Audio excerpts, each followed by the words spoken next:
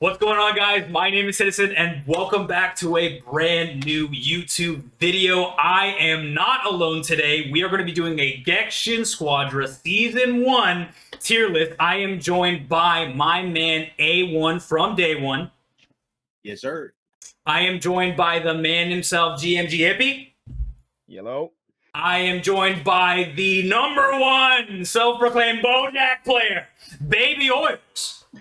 How's it going? And lastly, we have my boy DDisciple here to round us out.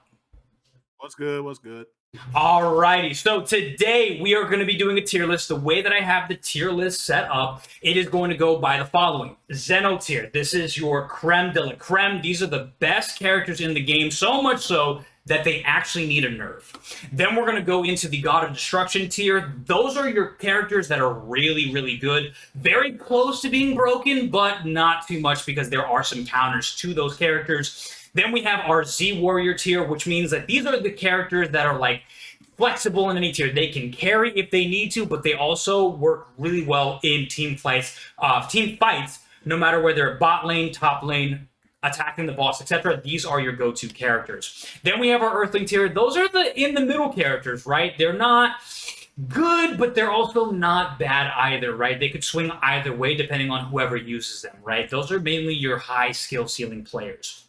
Characters. Then lastly, we have our Yamcha tier. These are the characters that are by far the worst in the game, and that realistically, they just need buffs badly. Either buffs and or just complete rework. So, without further ado, gentlemen, let's get on into this tier list. We are going to be going by roles today. So, we're going to start off with damage, then we're going to go into tank, and then lastly, we're going to round it out and finish off with our technical characters. So, first on the list is Trunks. What do you guys feel about Trunks?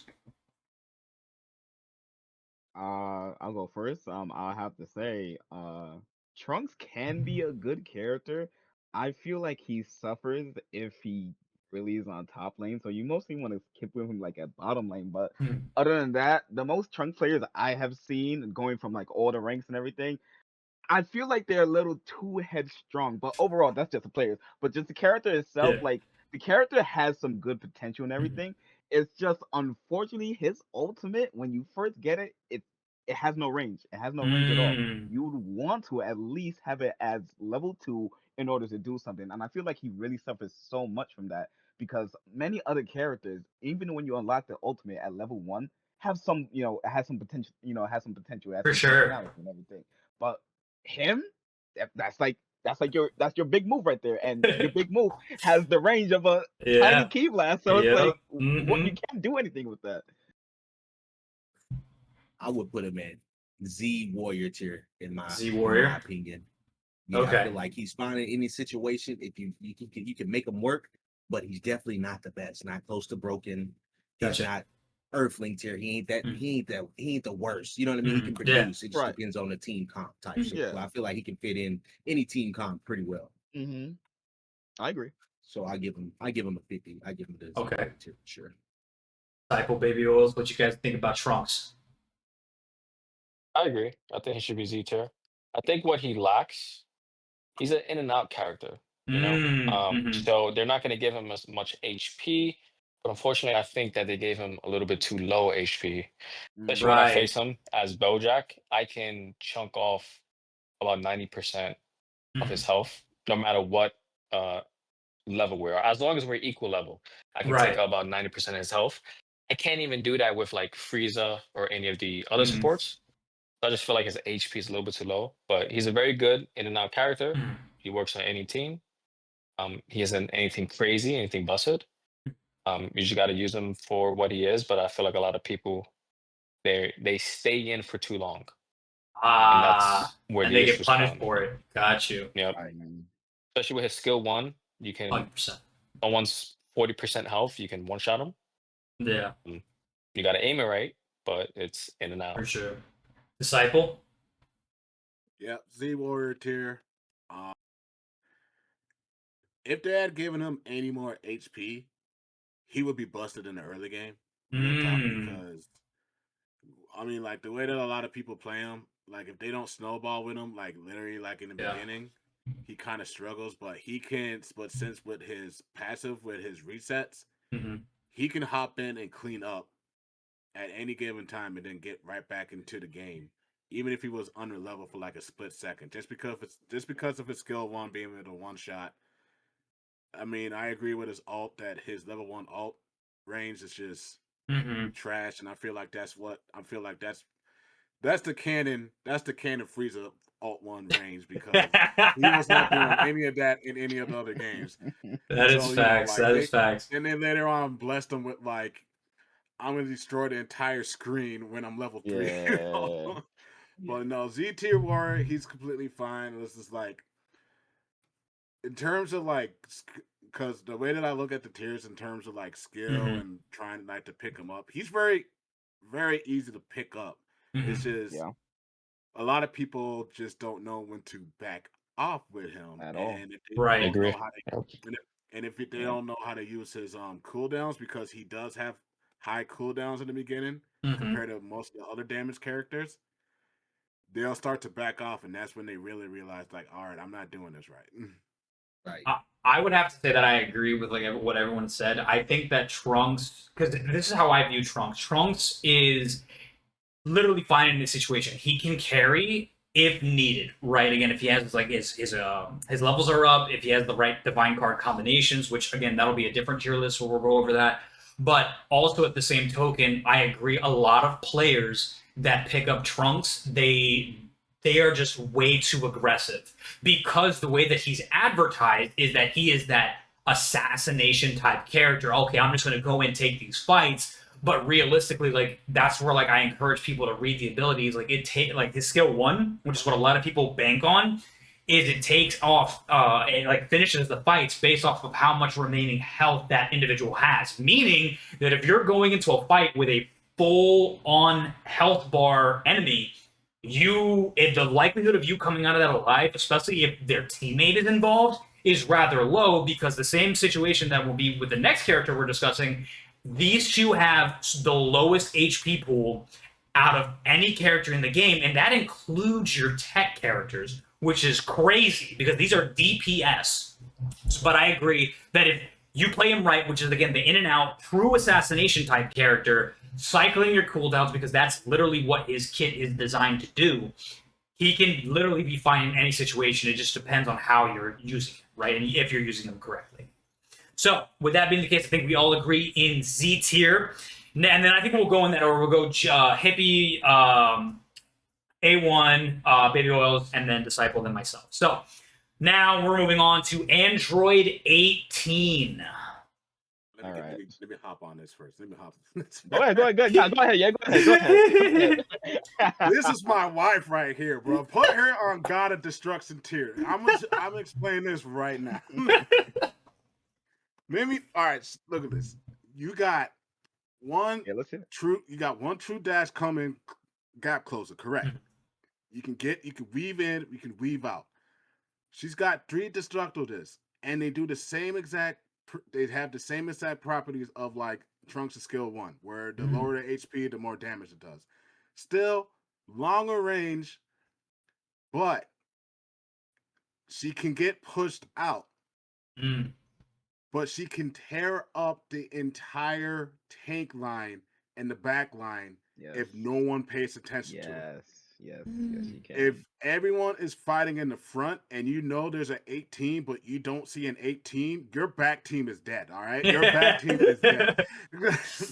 Where is everybody? If you lose track of her and all you hear is or if you're on the opposite team, the KO count is going up. You see a blonde hair character that's not a Saiyan. You lost the game, all right? You lost it. Honestly. You lost the game because 1, her ult, amazing.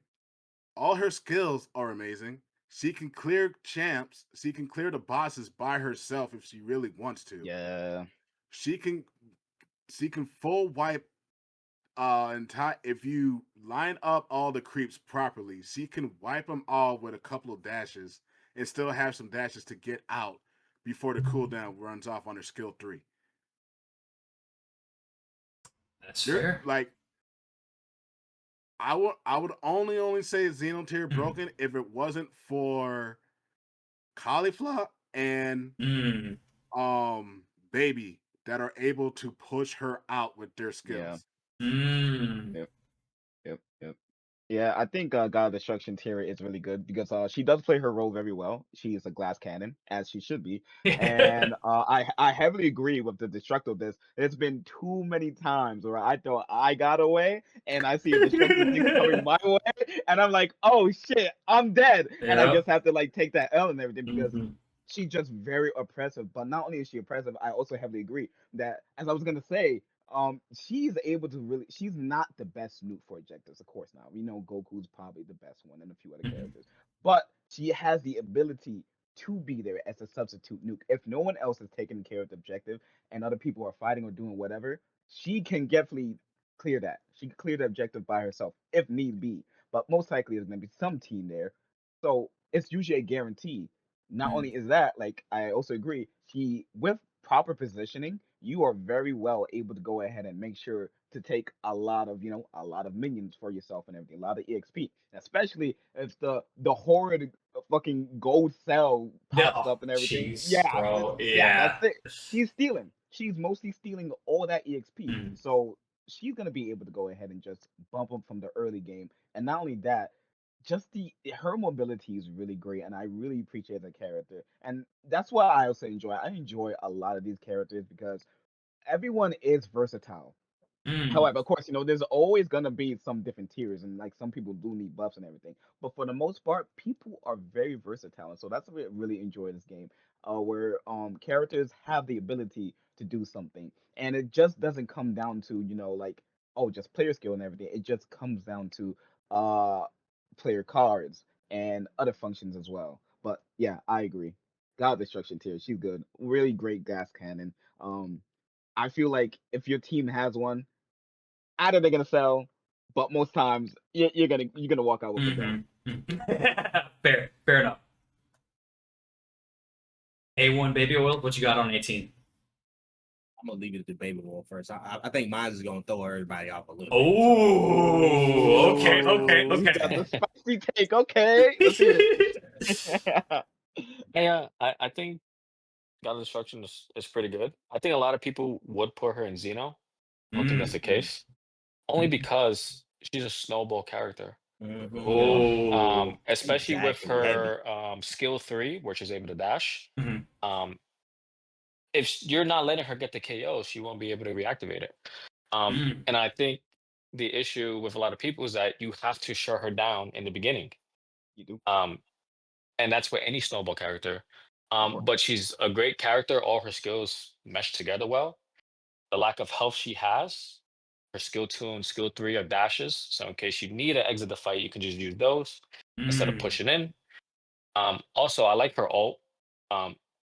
What the issue with Trunks is that, especially with his ult, he's in a steady position where he can't move until it finishes. Versus her ult, she's moving inward. Right. And then like she a could just dash dash out of component. it. Right. So, she's, I think, the best, besides Super Saiyan 3 Goku, the best mobility character. In that regards. And as I said, the lack of health, she makes up for it with her movement. And all her skills mesh together really well. They hit hard. Overall, I think she's definitely got instruction, not broken.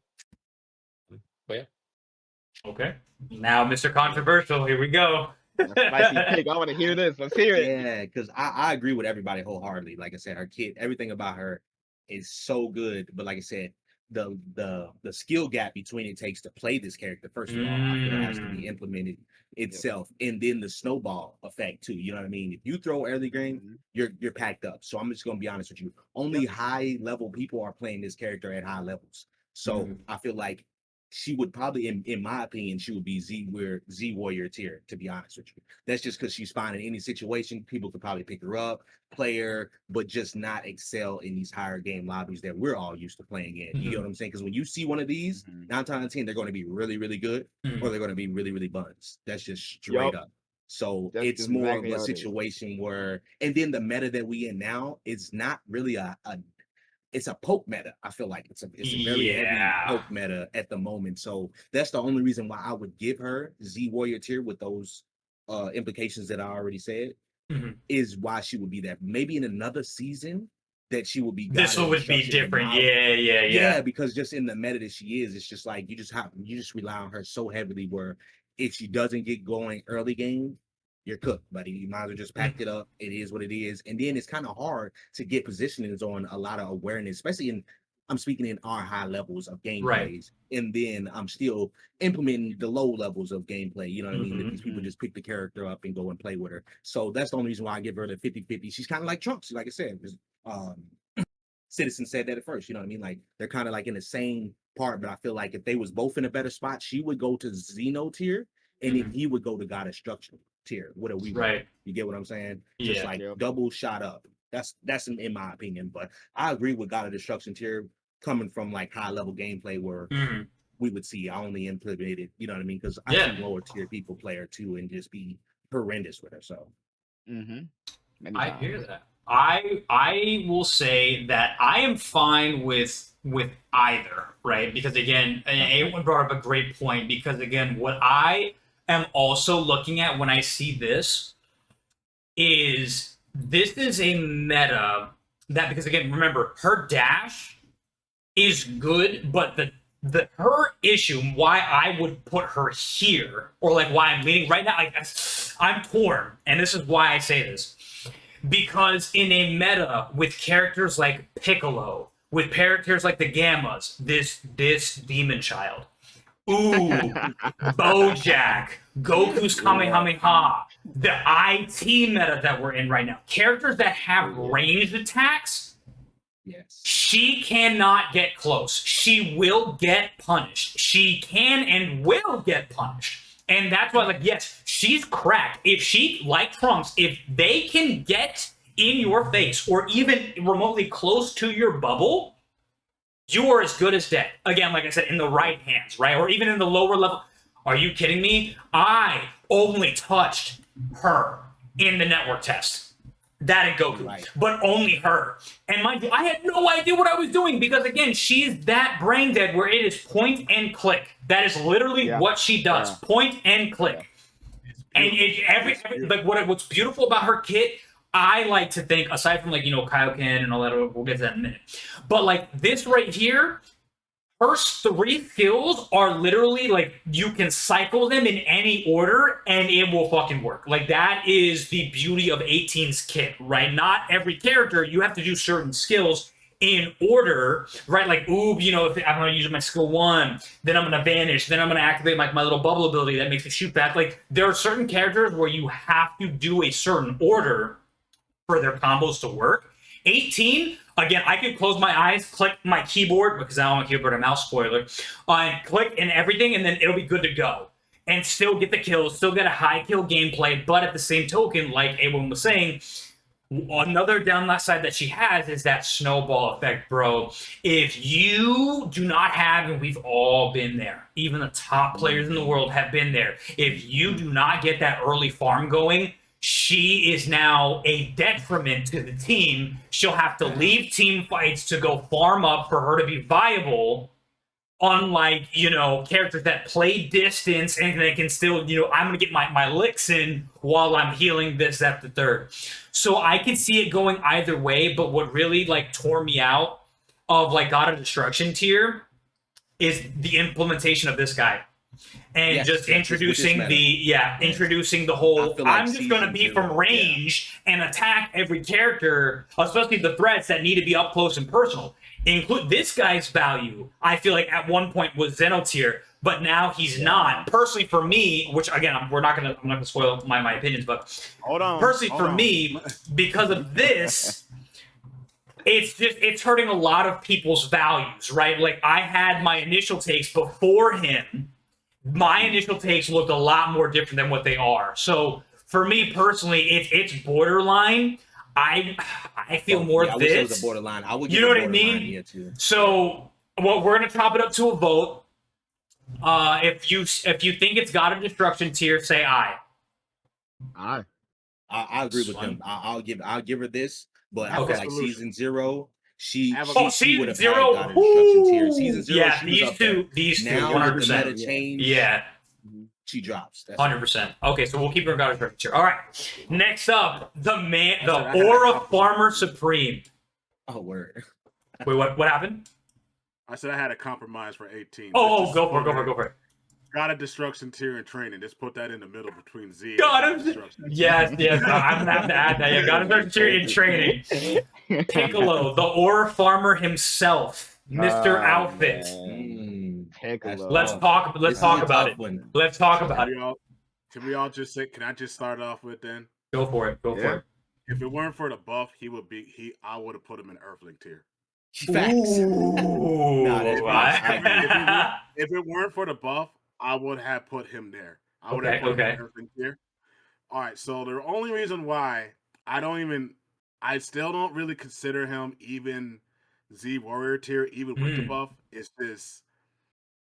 If he gets caught out of position just slightly, and this is for all skills. This is for all skill levels. If he gets caught out of position slightly, and he already used up his vanishing, and he doesn't have his skill 3 at hand, he's dead. Ooh, that's a fact. He's dead. He's dead. 100%. Because like the moment you get out of position with him, and if you're not rushing, especially in this meta, if you're not rushing Light Grenade to level 3 before any of that,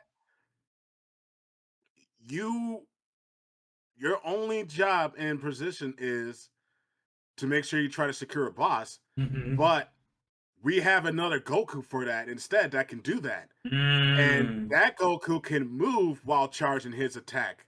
Mr. I gotta wait 5 minutes. Value, bro. This is Mr. I gotta wait 5 minutes to charge my thing. Even with the 3-second buff that he got on Special Beam Cannon. It is still not guaranteed because with the startup, it does not release automatically, and you can still it's timing. Timing is everything.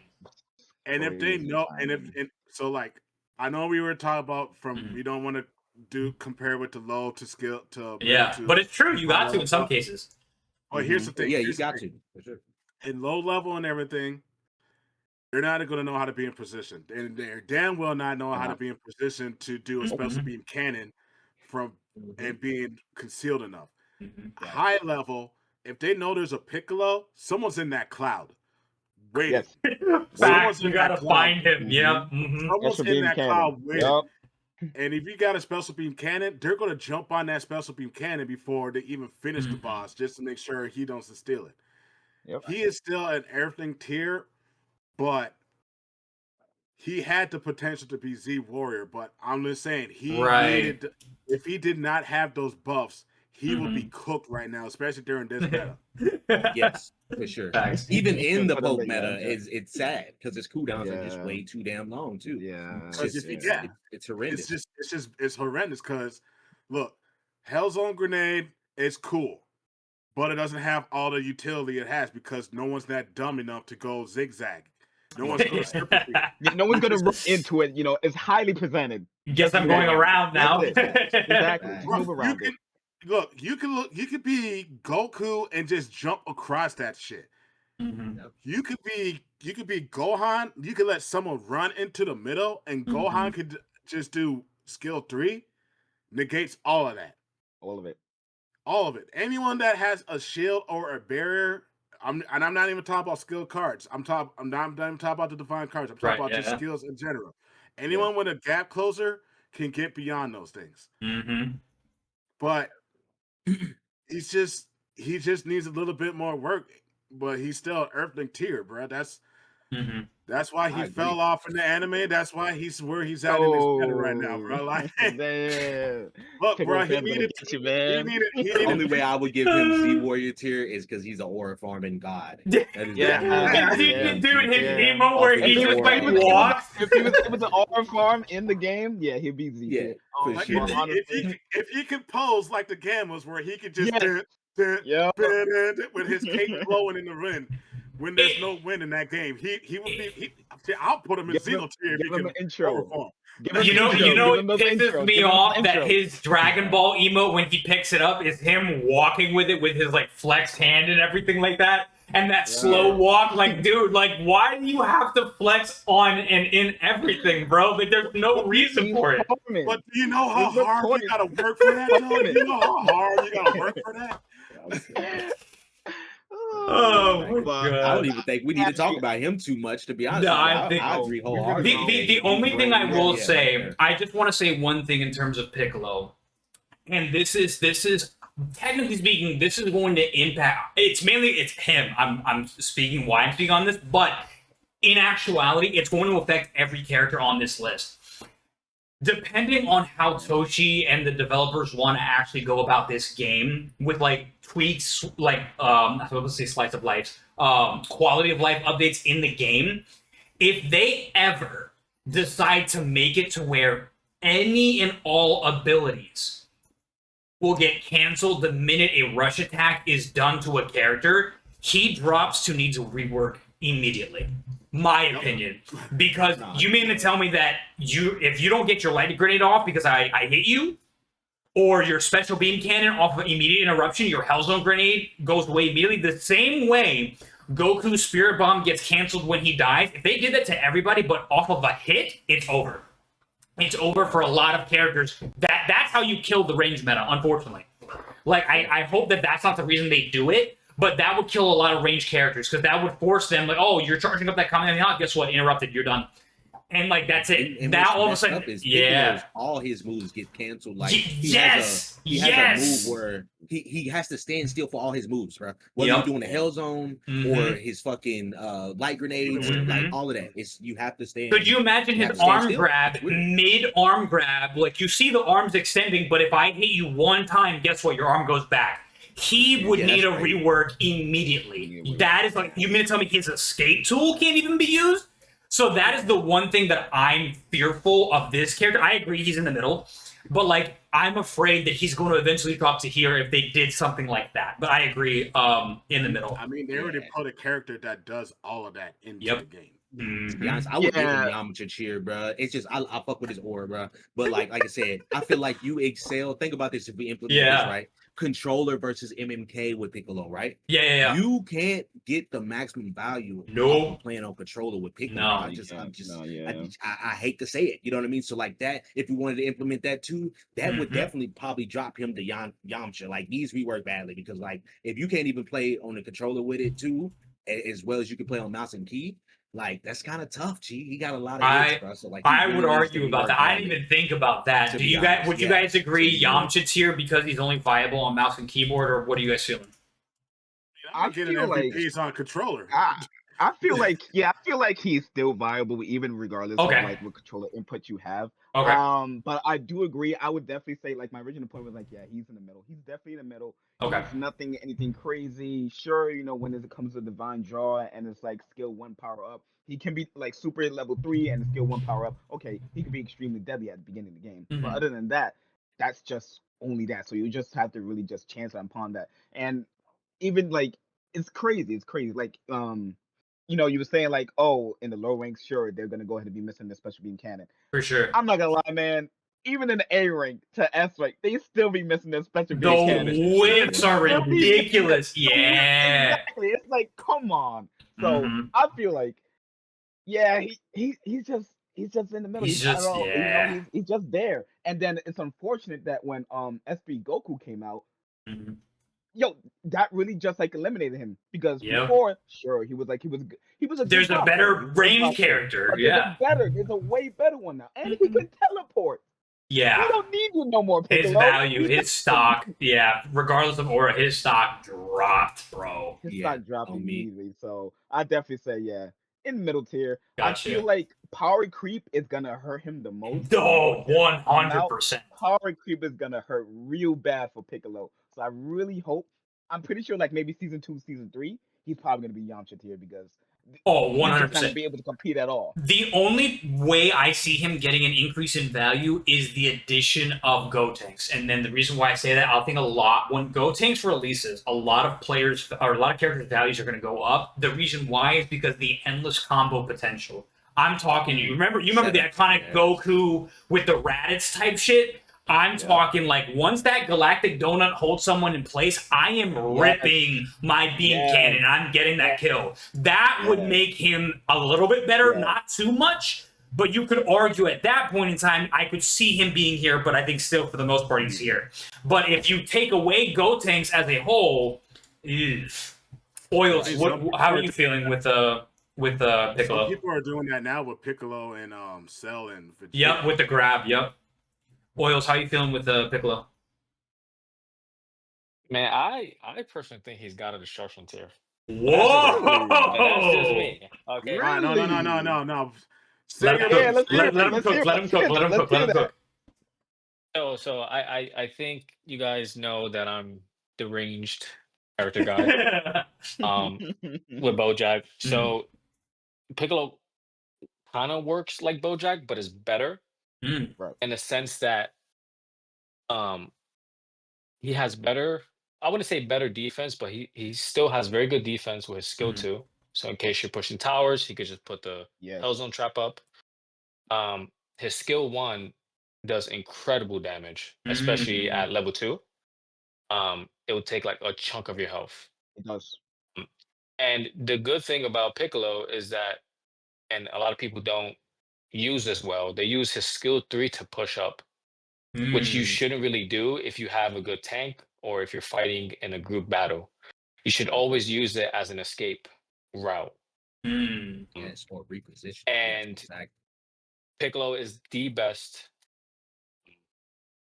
boss damager, I guess, taker. Yeah. So, if you're fighting a boss and it's at 50%, if you have a very good Piccolo who is charging up his beam cannon, staying, far away, he can always take the boss. Like if you have a competent Piccolo, you should be getting majority of the bosses. He does have a very high skill ceiling, but I'm thinking it in terms of someone who's very competent, someone who's using him how he's supposed to be used. He's definitely a menace to society. Like a menace. And I've seen like 1 or 2 good Piccolos, but I've also seen they're so 100 bad Piccolos. They're so rare. So a lot of bad ones. There's a lot of slugs out there. There's a lot of slugs out there. But ain't I understand. So personally, I like objectively, I think he should be Z Warrior tier, only because he has such a high skill ceiling. But his kit, they all work very well with each other, especially his passive, where he doesn't even have to be hitting a hero; he can be hitting anything, and he will get his cooldown reduced. And if you just have a competent Piccolo, right, you can sleep easy at night. and like the only issue with him is that you need a competent either DPS support or tank, whoever if you go up or down. And that's same like BoJack. If you don't, you can't really help out. It's gonna suffer. That's why I feel he's gonna suffer. He's good at Earthling though. Just because he's dependent on somebody else to be relevant. Too many variables.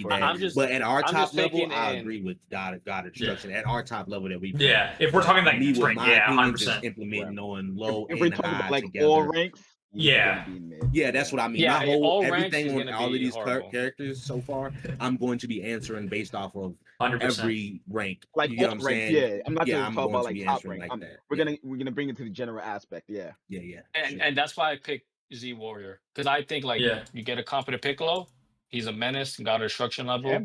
He's gonna be a pain in the ass. But if you don't, you're gonna get Earthling. The suffering, the never-ending suffering. The middle ground, he's not gonna be doing much. Missing his special beam cannons, after charging it for 10 seconds. I would give him a middle ground. It just takes too much to be skillful with him. That's the only reason why I would that's the only reason why I don't want to give him middle ground, because as much as I love Piccolo, I want to give him that, but it just takes too good. You just really have to be a really good player and really good at situational awareness, all of these things, you know what I'm saying? Position, the cons outweigh the pros in his case. Even finding any situation, you know what I mean? So that's the only reason why I'm so hard stuck on Earthling tier. I like that hard stuck. I'm definitely hard stuck on that as much as as much as I love him and I want to give him, because like I said, I'm an advocate of Z Ward tier because it's aura alone. Like, you know what I mean? But in all reality, you know what I mean? You either We get the see really the best of fit them or you Piccolo, get the really damn. dog shit of them, you know? So, and That's I've so definitely funny. seen 99 to 100 worse Piccolos. You get what I'm saying? 100%, So yeah. it's like, it's tough. All right, let's put it to a vote. All right, so who says Earthling tier? Yeah, I'm keeping him where he's man. at. I ain't gonna lie. 2. So 2. Disciple, what are you saying between these two? Mike keeps cutting off, so I said I. Earthling. Okay, 3. Okay, yeah. Baby Oils, I'm assuming you want Z Warrior? Yeah, but it's fine if you keep it at Earthling. Okay. So majority rules in that case, they will go in to Earthling tier. All right, next one on the list, we have the Demon King himself, Dabura. Demon King. Yep. I'm just gonna side with y'all because I barely play that character. All right, I played enough of Dabura. I play a lot of Dabura, and I actually really do enjoy him. So I'll definitely start. Talk to me, Chief. What are we saying? Honestly, you might call me crazy, but I definitely feel like God of Destruction, and I'll tell you why. Hear me out. Hear me out. I'll tell you why. So, all right. So listen. You know, people usually go ahead and try to go for skill 3 because, you know, it's like the speed down and he just has some range and everything. But where he truly lies as his potential is skill 2, the Darkness Spear. When you go ahead and talk to him. Oh my God. When you attach that to a person, not only are they slowed down, not only that, but it's also, you can be doing it in a good range too, because when you do your skill 3, you're locked in that animation. You can't escape out of it. Skill 2 is an instantaneous thing. So once you're done with that, once they're slowed down, you can vanish dash, or you're probably already close to them. You're just building up his passive. His passive is the main thing that I would say really puts him in God Destruction tier, because he can go ahead and that shred petrification tanks. gauge, He bro, can is go ahead and shred cracked. tanks. As long as you have a competent teammate, even if your teammate's not competent, but they see the person's petrified, free damage. Simple as that. And the damage is increased as well when you go ahead and use your skill upon petrified. His ultimate, I feel like his ultimate is, of course, if you don't have a Goku, if you don't have a Piccolo, if you don't have anything else, he can be good. Or if you don't have an 18, he can do real good when it comes to objective killing. He can really snipe. He can definitely snipe. It's not the best way to snipe, but he can still snipe if need be. And I have done it multiple times. Facts.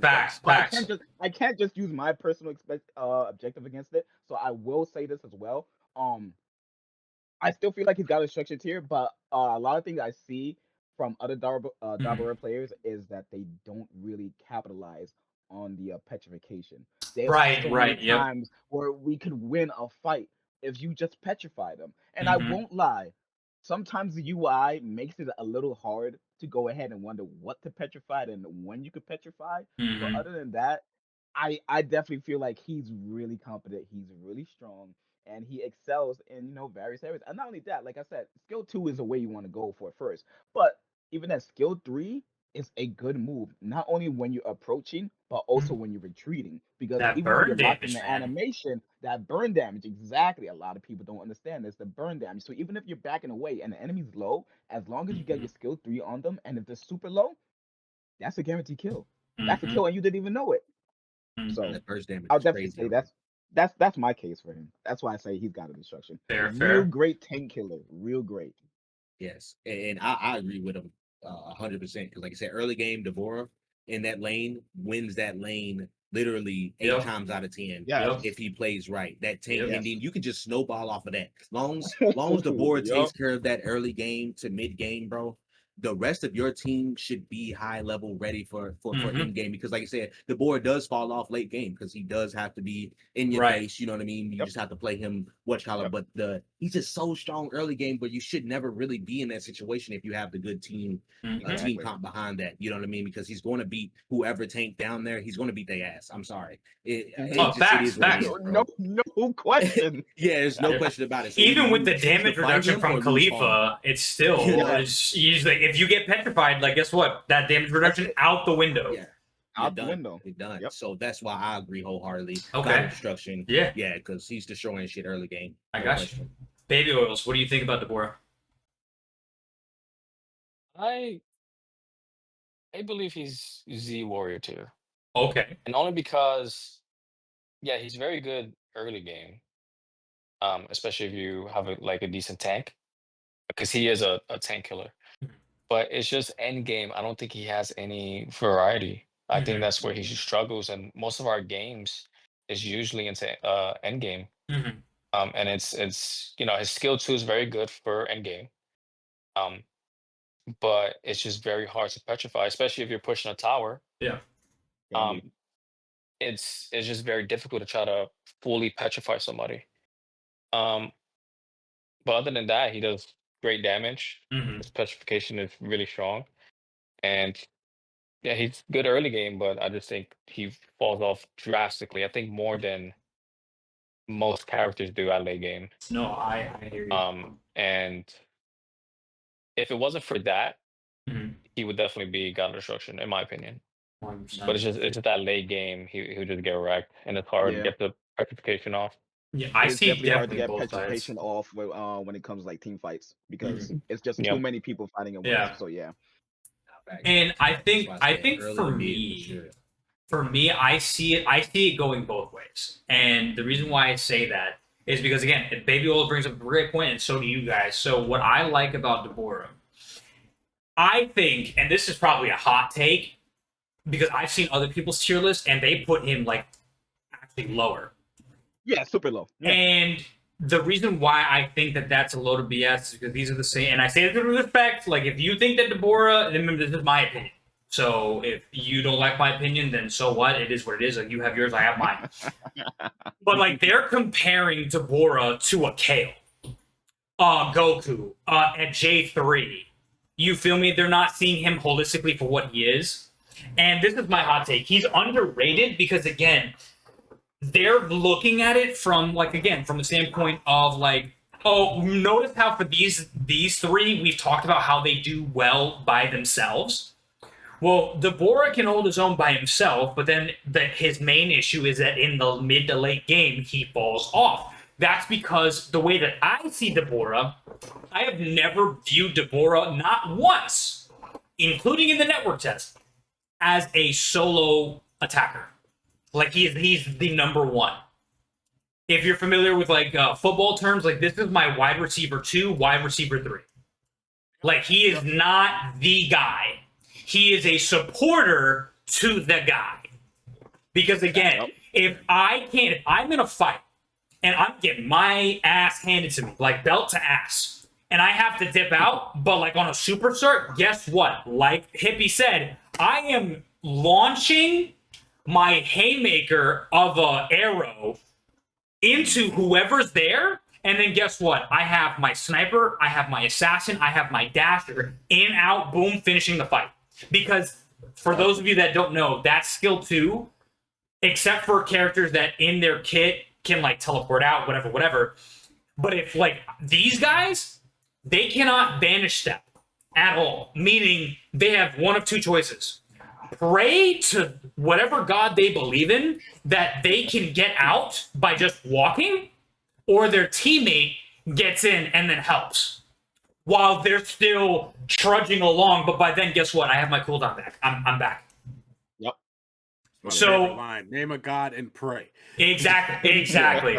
So that's why I see Deborah's value can definitely be God of Destruction tier, but also, again, like that it's that mid to late game that hurts him. Because here's the thing. Unfortunately, with his passive, unless I am holding my attackers or my tanks or my tech's hand the whole time to get that petrification gauge off, it is really hard to get that petrification off late game. Yeah. So that's why I can see him definitely being here, but of course, like at the top of here, very close to here. But I would say Z Warrior tier, just because, again, that mid to late game hurts him, but also because he's not that main guy. And it's really hard for him to. Because if any of these characters focus him under any capacity, he's cooked. Yeah. He's cooked. I have to pray. I have to pray and name a god that I get my petrification off to stand a chance. Like, that's why I think it hurts him. I do have to add on. Yeah. Like, in a scenario, when have you ever seen a Deborah late game, though?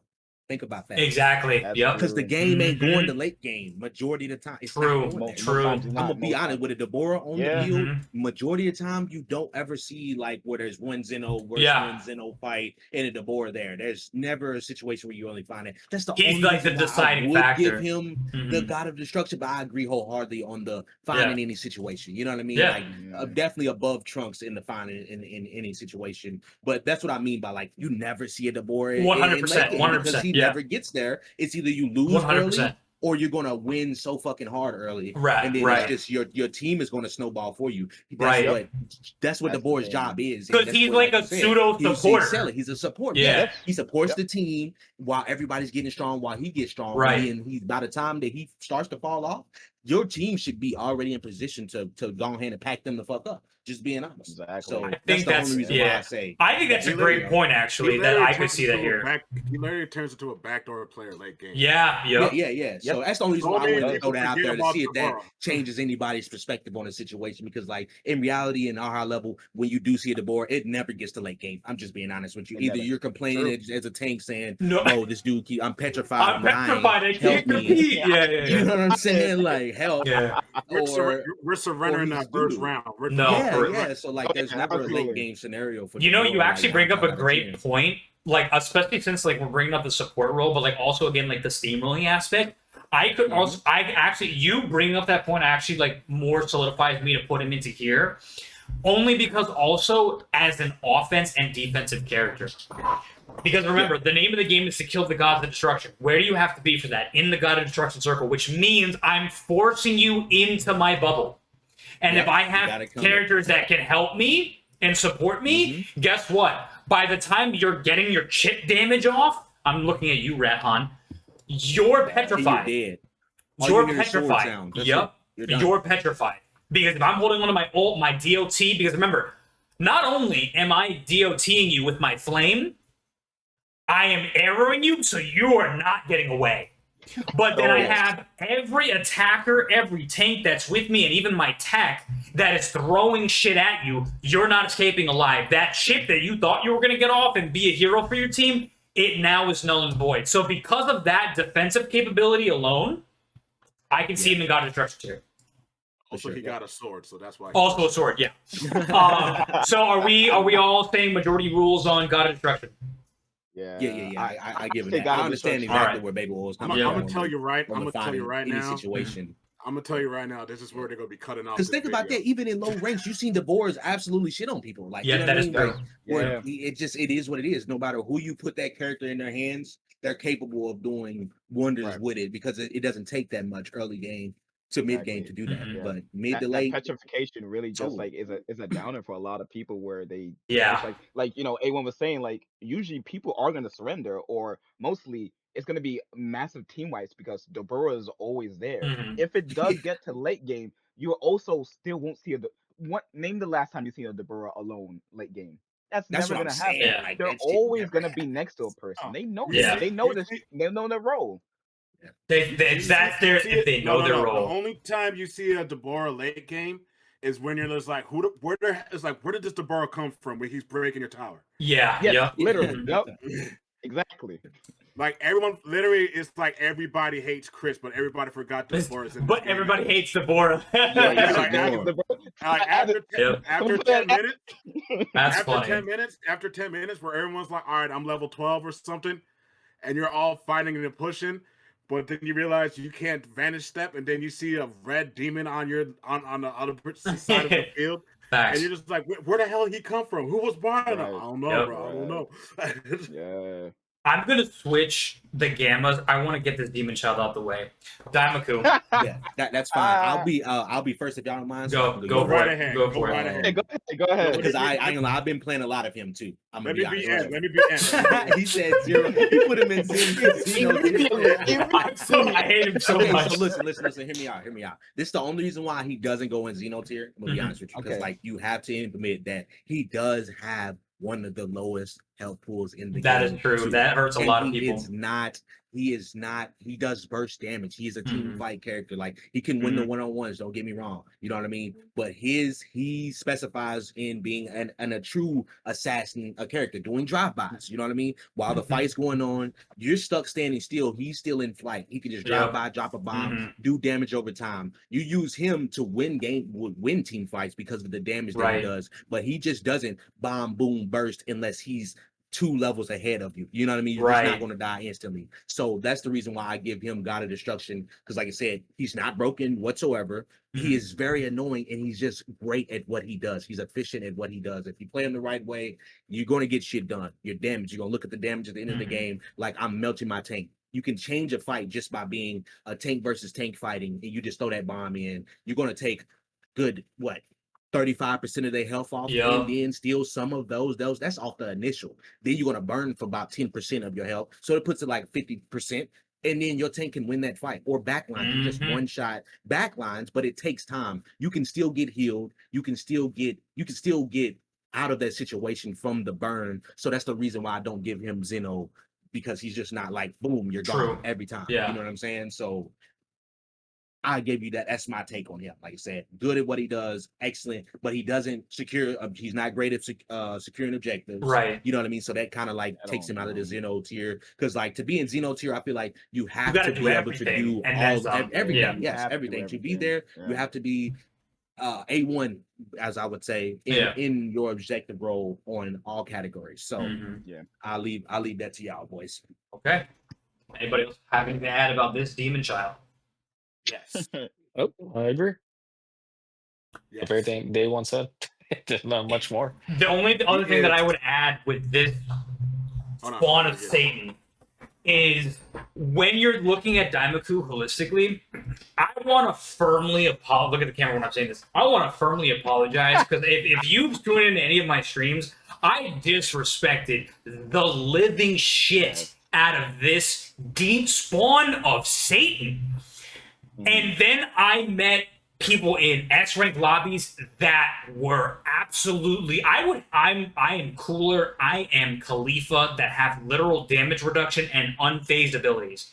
And I am getting one shot with his ultimate, with that stupid ass bomb and everything like that. So in the hands of a great player that even remotely knows how to use his skills to an inkling, this dude's value, in my eyes, shot all the way up. I will never use him. I fucking hate him. But I respect you if you play him because he's a damn good character. Definitely is. It's literally what ABT told me. ABT, he's a two-click character. Yep. Yeah. He is one of the few two-click characters on this list, but he's not yet to the Xeno tier broken, but he is God of Destruction tier. And also one of the few characters that can literally kill you under your own tower. Yes. That stupid shit. Yes. Yep. All right. So I personally, I'm going to leave this to you guys. I've played with the Gammas maybe like once or twice just to see what they're about. And the only experience I've gotten with him in particular is a top player under the name of Dr. Hedo only uses the Gammas. So all of my Gamma watching has been through having him as a teammate or him as an enemy. So I have no opinion. Yeah. Except for the Core Breaker is fucking cracked. That is the only thing that I will say. The fact that it one-shots, it's fucking cracked. But that is insane, yeah. I don't play him, so I can't. I'm going to leave my opinion unknown, to be honest. So yeah. I just feel like he may be fine in any situation to me. Yeah. Right. I've seen where, you know what I mean, he just fits in well with the extra life, regardless of who you're playing against, whatever. That just makes him so just clutch. The fact that like you can kill one of the Gammas and then have a completely other health bar to finish a fight is so stupid. Even if the mechanic is like if you go, you him a lot of 100%. Yeah, he's always gonna run to his tower. It's always, he's never gonna win that fight. Run to his tower. Yep.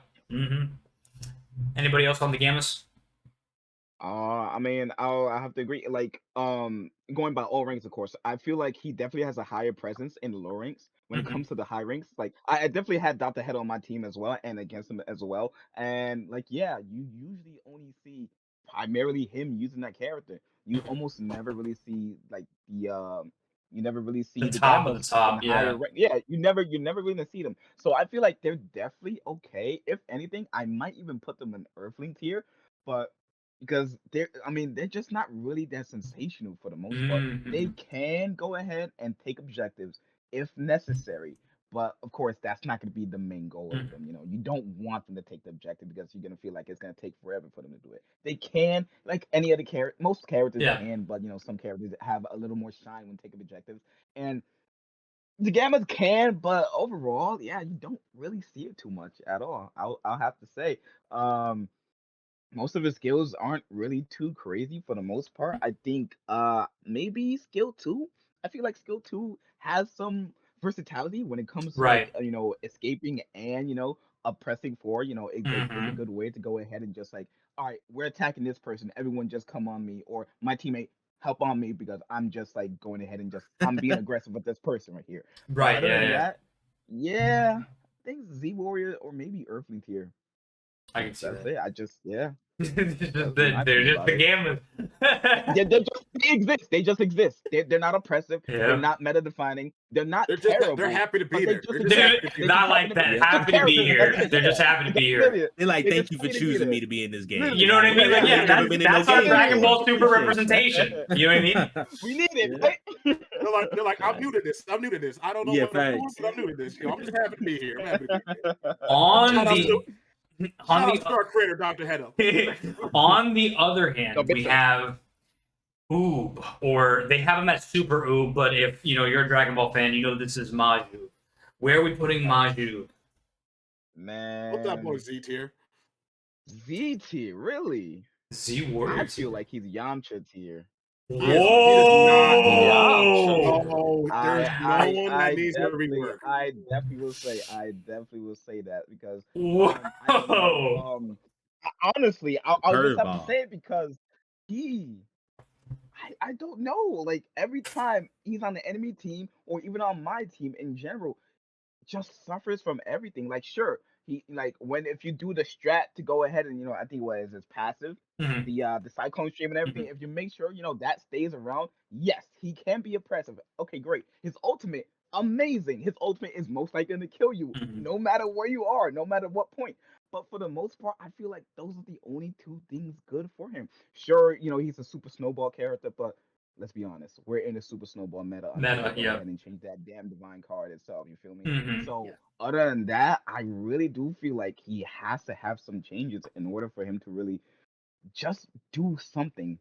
Because I feel like, of course, if he's a character but I can't go ahead and say that for every character because if Mhm. they don't get good in early game, they're gonna drop. But I feel Suffers, like yeah. he just suffers so bad, so bad. Like other characters could go ahead and farm and do something and everything, but for the most part, he's probably going to be delegated to just tower duty if you guys are just losing badly because Tower you duty. just have to sit Oh my in the back and gosh. tell him, all right, don't leave, you just need to defend, nothing else you can really go ahead and do. And in just all the matches from E to D to C to B to A to S, like the only person I would absolutely say, I mean, his name almost escaped me, but I would have to say, I don't know if you guys went against him, but Valo is probably Yeah. the only Yep. amazing oob that I ever seen.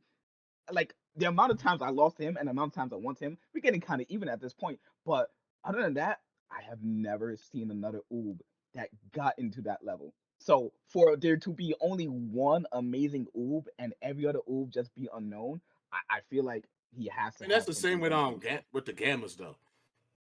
I could see what you mean, but the Gammas have a little more, they have a little more functionality. You see them way more in the different ranks as well. When it comes to Oob, you only gonna see him at the beginning or the top. Only at like E, and then you're gonna see him like A to S. From B, C, and D, it just doesn't exist for me. I honestly I want to see something more for him. I really do enjoy, like I said, his ultimate, his passive. Sure, if you do that right. However, you got to also understand as well, a very, very, very high skill ceiling player as well, or character in general, just like Piccolo. But I feel like even more because I Valo is possibly one of the only people that I know about that tech. Sure, I'm pretty sure like in the main Discord and everyone goes and talks about it. Yeah. But other than that, I don't know. It's just like I'll be honest. Every time, if I don't see someone, go ahead. So basically, what you're saying is, you need to be like 3 steps ahead of the person. Perfect.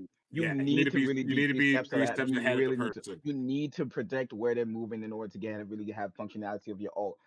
Sure, you could go ahead and take objectives, but once again, he's a character who's not really there to take objectives. If possible, it's possible. But like I said, I really have to see more. Like I would hope to go so he was gonna say, I was gonna say, if I don't see specific people using Oob, and this is just like anyone else, and primarily like maybe 1 to 2 people that I really feel like I could trust with Oob on my team and or on the enemy team to give me a good fight. Other than that, I feel like you're just throwing. I honestly feel like you're throwing if you pick Oob. Wow. So that was a choice. Okay. Anybody else on Oob? I'm gonna leave. This is one of the few, if not the last, characters I have nothing to say about. Oh, okay. I don't play him. All right. Yeah, I don't play him or Hedo. I mean the character Mr. Gamma. I said Hedo. You know what? He's just named. Look, Gamma is named Hedo now because he's the only motherfucker that I see play. That is so funny, bro. This is just Hedo. This is Hedo. I'll definitely go ahead and say you could use your experience against them as well. To like really fair enough. But like you said, no, you made all the points valid. Like only person I see that plays him is Valo, bro. Like we run up against him, and I've won my share of games against him, and I'm sure he won his fair share of games in his with his stack. So it's like, but I never been like threatened by his Oob, and he's a good Oob player. Not no offense to him at all. It's just the character itself. So like I said, I feel like he's Earthling tier, to be honest. Okay.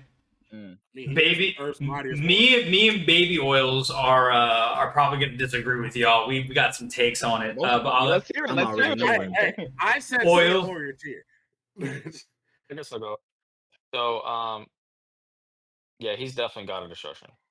He's definitely got a destruction. So here's the thing, right? There are very few characters who most of their damage comes from their rush attack. Or they have like a passive that comes from the rush attack. And Oob's whole kit is his rush attack. So, you know, the little cyclone that goes over your head, you need to stack it up.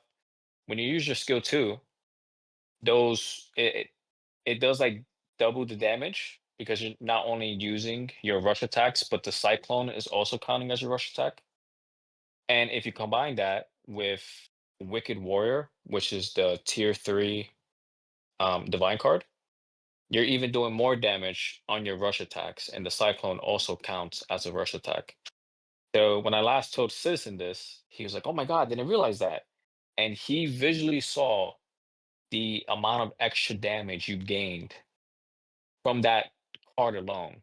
And his snowball wasn't even maxed. It's called a Wicked Warrior. It's a Wicked Warrior tier 3. Rush attack damage. It combines with his cyclone to even increase his damage even further. Right. And how you're supposed to use them is you're supposed to do like this little dance. You're supposed to dance around the enemy. Because with his skill 3, you have 2 dashes. And if you do it close enough, it also does damage while also repositioning and dodging people's attacks. Combine that with your dash, you essentially have 3 dashes to get off from. So he's very versatile, especially with that divine card. He does an incredible amount of damage, and it's not difficult to get his cyclone maxed out. And I that's why I think he's got a destruction. Like if you use him properly, like overall, he does a lot of damage. And he's one of those characters that are slept on. Yes. And he's one of those characters where you actually have to like read like his passive and read like the divine cards to see what's the best outcome for him. I just think damage plus mobility plus also with his super attack is really, really strong. And even if you don't kill him, they turn into candy, which stops the opponents from doing anything. So you get that get out of jail free. Yeah, if you're pushing tower and you get even one person as a candy, that's a good couple of seconds where they're not doing anything. But then it's essentially a 4v3 for those couple of seconds. And in this game, I think seconds really matter. Seconds do matter, yeah. They do. Hell yeah. That is why I also agree with Baby Rolls, because again, not just from that, like I played with Oob in the network test, but I disrespected the shit out of his skill too, because I didn't read. I will be guilty of it. That's why, again, in my YouTube videos of all my showcases, what I do is I take the time to read the damn kit. His ability to alone increases his value way up.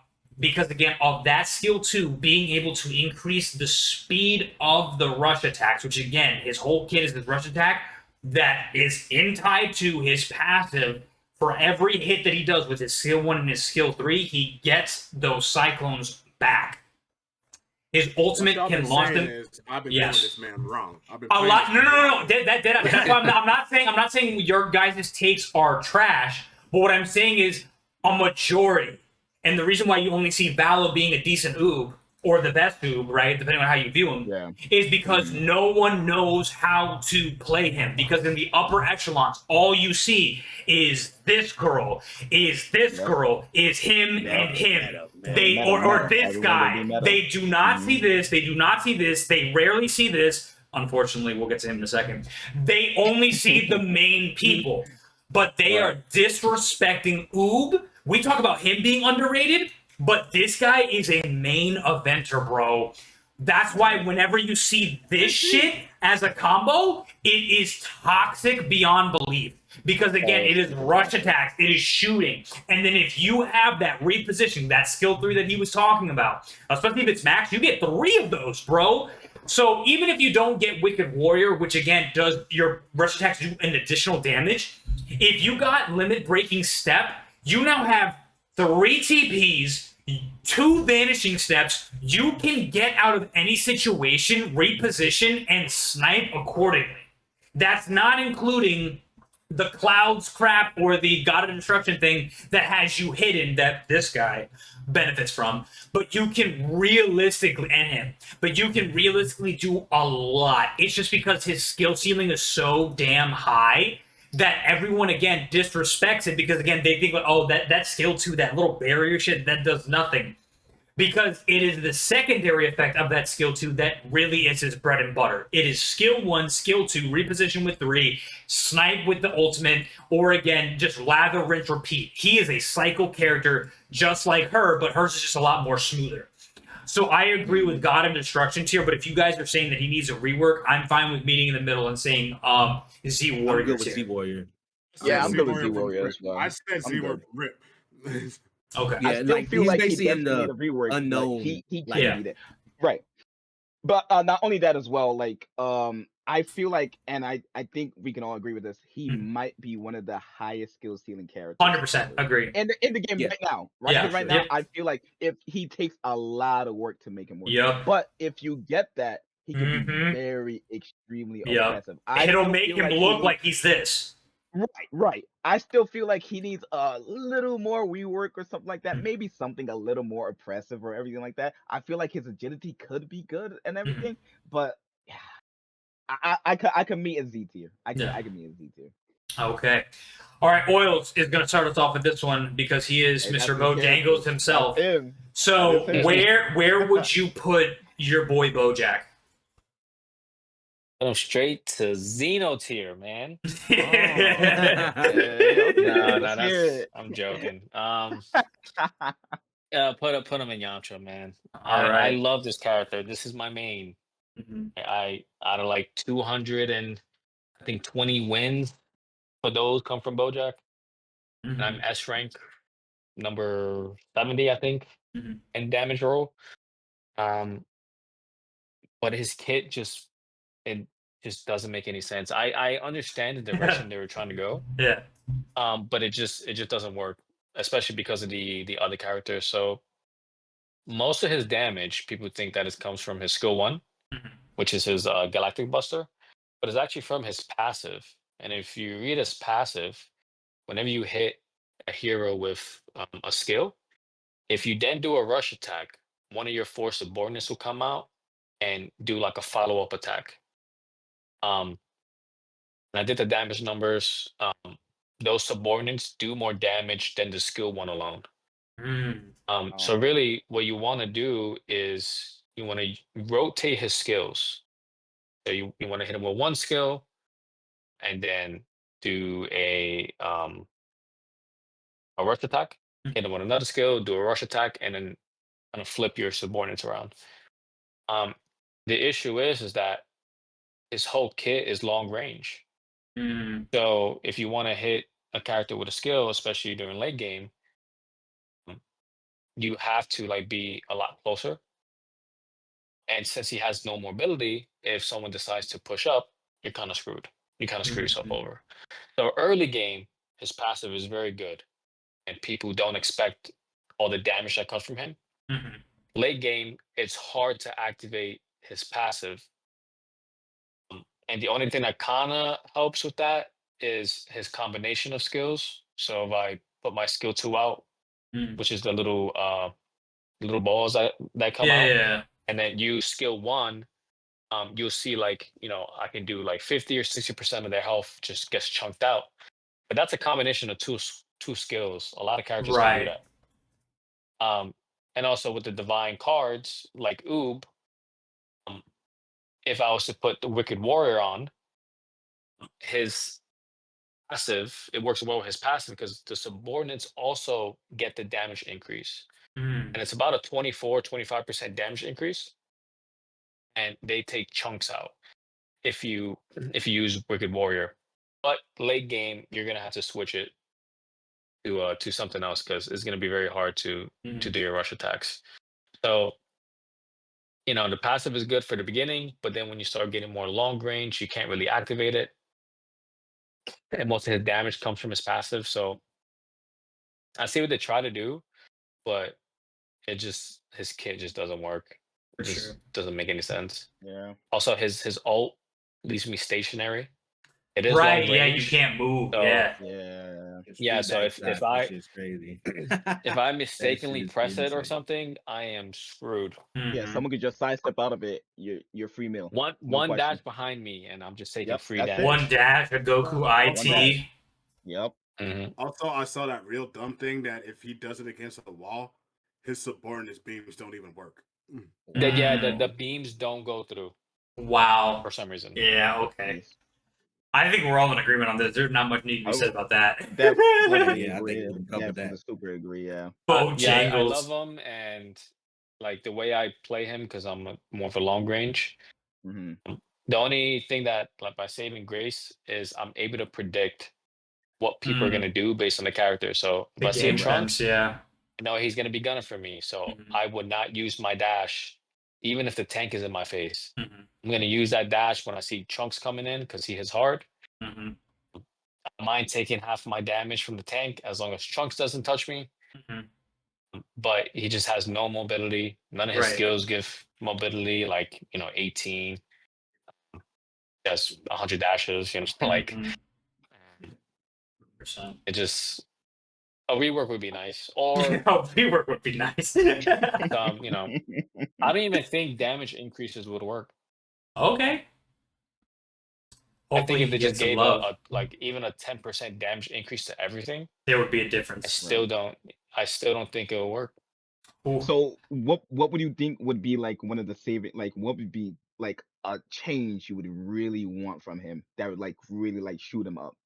Not too like broken, but just shoot him up in general. Yeah, any change that I think would shoot him up to Xeno tier. Like even if I was to say when he does his ultimate, he should be able to move it left and right, or he should be able to move himself. Oh, I think that would be so good, like the Goku one. That would be wow, so broken. That would be super strong. Because the issue is his ult does a lot of damage, but stationary. That's when you but it's stationary and you can see it from a mile away, so you can get out of the radius. Right? Yeah. If I was to be able to move while hitting you, you would not be able to get out the beam, so you'll take full damage. Yeah. Which would be like half a tank's health if they just stood in the middle. Yeah. It could be like a So stagger ability, like like how like Gohan's ultimate. on it. It would be nice. You know, like If they Gohan's buff up. ultimate. You know, like Gohan's ultimate, where like he does that stun lock and then he hits you with the Masenko. If they had that, where like the beams, like if you're in that line of sight and it locks you in there, so you're forced to take the full ultimate, that would be a fucking. Oh man, yeah, it would be good.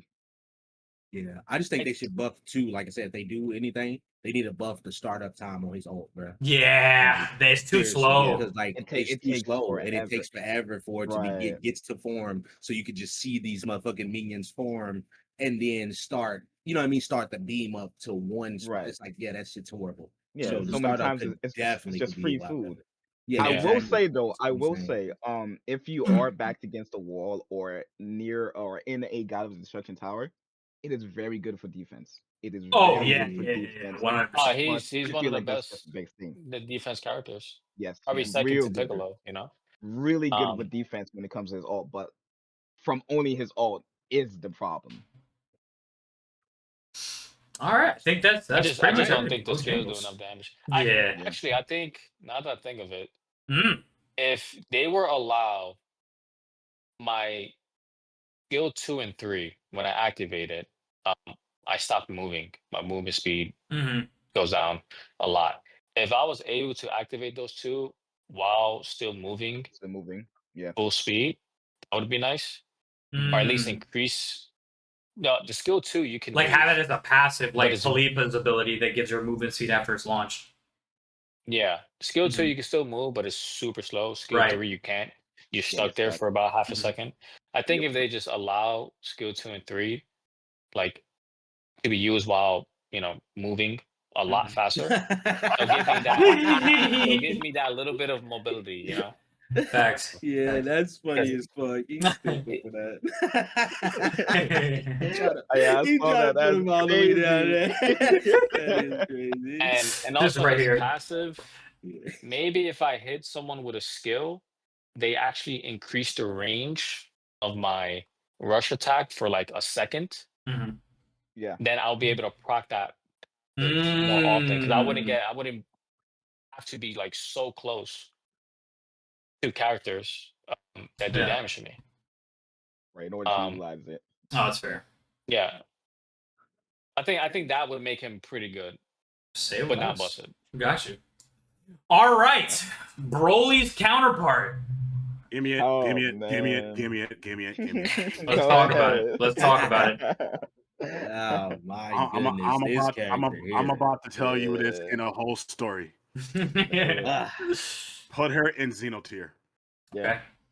Yep, this will be our. I have no complaints about this. No complaints at all. In every skill level from E to S. Fucking ultimate. It's not even the ultimate. I mean, in the beginning, it's the ultimate. Yeah. It's just and in late game, bro. You can be so behind with this character. Yes. And just keep bum rushing. Yep. That's it. You can run it down all you want. The moment you hit level 5. Yep. It does not matter. Like you can tell someone from the beginning of the game, hold down the A button and stand by me. Yep. Oh, I died. That's okay. That's okay. I got you. You're level 5. You're level 5. Hit LTRT. Yep. And just mash that button. Hulk smash. Hulk smash was a meme. You don't need a card. You don't need anything. Yep. You just need 2 buttons to win with this character. And then once you learn how to use her other skills and combos, everybody has said this in every game that we have all played in every single call. What the hell just killed me? Yep, this bitch right here. Yep. There is even with Goku, even with both of those Gokus down there, there is no character that goes 100 to 0 on your health bar faster than this damn character. Yep. I agree. I ain't got shit to say about that. Her only drawback, which is not even that much of a drawback, and is when she's alone, when she loses her courage. Yeah. And that's for like 2.5 seconds, unless like you have an incompetent teammate who has no idea how her passive. Right. Yeah. And even if that's the case, then you get to freeform the entire time, and then you're just a problem to whoever you want to meet. Yep. I know there's gonna be some people in the YouTube chat that could be like, "Well, actually, all I gotta do is just negate the health bar and everything." I'm like, it don't matter if you negate the health bar. If the person knows how to hit, how to press skill 1, oh yeah, and you're there, even without the combo, you're taking off a big old chunk of your health. Oh yeah. She has like one of the highest range. She has like second to highest range of, I think maybe even surpassed Super Saiyan 3 Goku on rush attack. Yep. Piccolo with the #1 highest rush attack range until you get to like Daima Goku when he's full health out. But like she's only one of the few people who can go from shooting a revolver to a Gatling gun just 100%. Yep. Absolutely. Yeah. It's annoying, but I think I think we're all in agreement that Kale's. Oh no, she needs nerves. She is. Nerves. I would definitely say she is perhaps one of the star characters for the Super Snowball card. 100%. Too many She's matches the cause of this bullshit. Her skill 1 just take, even as me like a cooler tank, full health, good. Yep. 90% of my health. The name reduction from Khalifa doesn't mean shit. She'll still one shot. 90% of my health is gone as a tank from her skill 1. That is insane. She is busted. She's absolutely busted. All her skills are great. Her ultimate is perhaps amazing. It stops you from running. It stops you. You get caught in it no matter what level you are. And God forbid, her teammate is around. It's guaranteed. You're not winning that fight. You're not going back to your tower. You could be 3 feet away. You're dying. Simple as that. It's been too many times. Stun you out of that. She can stun you in it. It's crazy. Even in with the tank meta, because everyone uses Raldo, she escapes it. She's going to escape that Raldo with no question. So you're like, I just put him there. What happened? So you're dead. So now not only you're dead, but you also wasted your assist. Boom, the whole thing. She's just. I think she actually just needs nerves just across the board. She does. Anyways, so now we're going on to the MC himself, the only character to have two. Put him in Xeno. Counting 2 different forms from the same thing. This is Frieza Saga Goku. This is Majin Buu Saga Goku. Let's talk about it. Let's rank them together. Movie together? But still from Z. Goku's my boy, so I'm gonna have to take lead on this one though. Go for it. Go right ahead. Talk to me. We gotta put him in. We gotta put him in Z on tier. He's broken. Which one? He's fucking first Goku. First one. Super Saiyan. Yeah, definitely broken as fuck. Like, cause he absolutely can shit on Super Saiyan 3. I'm just being honest with you. It is what it is, bro. He can absolutely shit on him. You play your cards right. You can dive him, meteor smash him, Kamehameha him. He's stuck in place while he's still doing his Kamehameha. So it's like you just lose that battle if he's just not around his team. Like the one-on-one situation, there's no question about that. He just wins that. And his Kaioken, everything about him, you can buff every ability of his. The cycling of the abilities too. Yeah, bro. You can Kaioken, Slam, Kamehameha, Kaioken.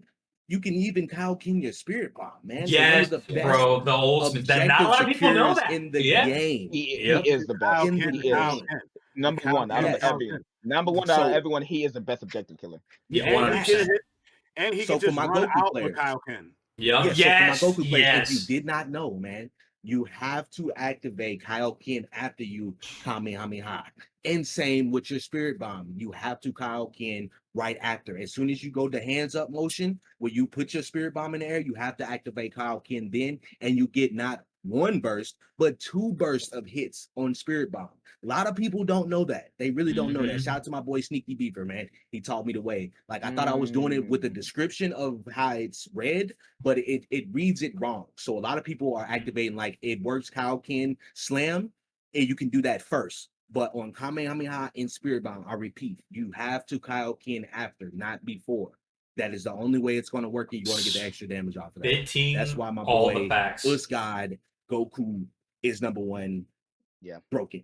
Seriously, I rest my case on that one. That boy crazy. I heavily agree. If you don't have a Goku like late game, sure, early game, you could go ahead and go out. Late game, as I mean like high ranks, you want that secure. You want that objective secure. No, like, usually we want to go ahead and have the general aspect of all the ranks, but if we're talking about primarily just high rank, you want a Goku on your team. You want the objective killer. If you don't have the objective killer, it's gonna be hard. It might just be hard to go and get that because remember, we're reaching the high ranks, so everyone understands the importance of the objective. Everyone's gonna be there. If you don't have a Goku on your team, other team most likely is gonna get it, unless you have a person who's really able to good with sniping or being very oppressive with objective. A Goku is just, as soon as you see a Goku on your team and it comes with objective time, it's like, you spear bomb me. That's it. I win. It's free. I win. That's it. Simple as that. It's so free. And I love Wrath of the Dragon. That is my favorite Dragon Ball movie, for those of you who do not know. So, like, when they added that variant of SS3, bro, because what they did, so if you don't know, they did a combination, right? So, like, yes, a lot of his animations and, like, his ultimate is from Wrath of the Dragon, but it's not out yet, but it will be. But him training on, like, King Kai's Planet and all that other stuff, and, like, they're pulling from the Buu Saga as well. So they combined it in both. It's Buu Saga, Goku specifically, with Wrath of the Dragon. But they pull from Janemba. Yes, Janemba. And so this is what you got to know with IT, though. The reason why IT Goku, for me, and as much as I love this character, a lot of people, because again, all they're seeing is the fucking instant transmission, and they're like, oh, it's broken. Here's the thing. The cooldown is fucking massive. The cooldown is if you use the ultimate is massive. The thing is that yes, he does good damage. Oh, that's so broken. He can teleport wherever. But here's the thing: if you bait it out, it is done, and he has to wait a long ass time. Which Baby Oil said it best in a game where seconds matter. If I waste this IT, whether it's to save my own ass or save a teammate, well, guess what? Rathan is in the back getting the final tower. Now who can't go back? And that cooldown animation to go to the recall button, it's not going to be fast enough. Tower's already gone. It's not. So if you bait out his util, he gets hurt. Whereas again, where I think I will humbly agree with A1's description, Goku, any character that can cycle skills fast, bro. You mean to tell me I can Meteor Strike or Meteor Mash Kaioken, and I already get my Meteor Mash and Kaioken back, bro, with my Kamehameha being the only thing that has a longer cooldown? Fuck that. I'd rather just cycle through those abilities. Guess what? I'm in and out. J3's out. I don't use... bullshit. It's called... The move itself is called Twin Dragon Strike. That's what it's called. They called it some other bullshit. It's Twin Dragon Strike. I use Twin Dragon Strike not as an offensive ability. I use it as an alternative to instant transmission. So if I'm getting cooked, I can get out if I already use my vanishing step. That's how I would use him. Don't use it as an offensive ability. You are going to get caught, bro. Like, I'm telling you right now. Also, I think a lot of people forget that if it whiffs, you don't get to teleport back to your original spot. Yes, bro. Like, and so I truly believe that people are playing him wrong, and the only reason they're calling him overpowered and broken, I will not lie to you, it fucking hits like a fucking truck. And I do think that the Kamehameha itself does need to be nerfed damage-wise a little bit. I will not lie to you. 1000%. It's already broken that you can move it anywhere. And we found this out. For those of you that don't know, the level of your Kamehameha will determine the speed in which you move the cursor. At level 1, it's going to be slow. At level 2, it gets faster. At level 3, you might as well be on mouse and keyboard with the way it goes fast. Like, that is just a fact. The level matters. I was making a little video guide with a tip about it, because I'm just like, if you're ever playing Goku and you just want to sit back in the back, if it's not a superstar, and if you don't get superstar in the beginning, you don't have to pick Super Saiyan 3 Goku. But if you want to play Super Saiyan 3 Goku, just rush level 2's Kamehameha fast as you can. And instant transmission. Yep. You do not Every need to do single Twin time. Dragon Strike. That's You it. do not need to do Yep. Twin Dragon Strike. Yep. If you get to level 2, even before your instant transmission, Mm-hmm. all you got to do is to stay in the back, hold that thing down. You're just firing on Enjoy- repeat. Yep. Enjoy either Sean or Homegirl's voice in the Yep. background when you get and then you just let that shit go. Like that's all you got to. That's all you got to do. Just let it charge up all the way at the. Let it charge up because also a lot of people because remember this is the Dragon Ball fan base. Mm-hmm. We don't know how to read. Yeah. He's wilding. If you hold, if you Mhm. make sure that it's fully charged, the Mhm. damage remains the same no matter what. Mhm. Yep. A lot of people don't realize that. So if you Yep. want to make sure you try to get that full charge on it, Mhm. Yes. and Absolutely. then let it rip. Mm-hmm. Facts. Baby Yeah, oils. I definitely have to say, Yeah. hold on. I just have to say, like, yeah, S3 Goku is like he's not the best. Yeah. He does need to be nerfed. He does need to be. Let's not get that mistaken. Mhm. But I won't say like he's absolutely going to be Yeah, he's- changing yeah, yeah. everything. Yeah, He's yeah. not changing everything. You feel me? The IT meta though, he does have a meta for himself. Yes. But once again, the IT is heavily Mhm. misused. He can go from bottom to top, and I have noticed as well. It sometimes is, or most times anyways, it's easier from going to the top to the bottom lane. It's not the Yep. same from bottom lane to top lane. Yes, You don't have that I leg agree. up immediately as soon as the match starts. You're gonna struggle a little bit. You're gonna Yep. struggle a little bit. But I will say yes, his Kame needs to be nerfed. His 100%. Kame is so strong. Most times you're gonna be like, why would I even need to use my ultimate? I have Mhm. my ultimate as my skill. My skill, skill 1 is my ultimate. If you apply World King with that, and let's say, just put World Yeah. King, Oh cool. my Oh god. my god, the extra damage. And now Yep. let's just say if it's a divine draw where it's like high damage skill 1 The with skill. World Yeah, King, the skill 1 boost. you're Oh Jesus. deleting. There's no question about it. There's Putting so much thoughts in power. people's heads now. It's just that's Said it. this too. It's no I'm Yeah. gonna question. finish after you. I'm gonna finish after you. Go ahead. No, I said so. I also said this. If you are trying to transform at level 7, you're Mm. wasting your time. Yeah. If you're trying to transform at level 7 and trying to get a level 1 Dragon Fist, you're wasting your time. You're wasting it.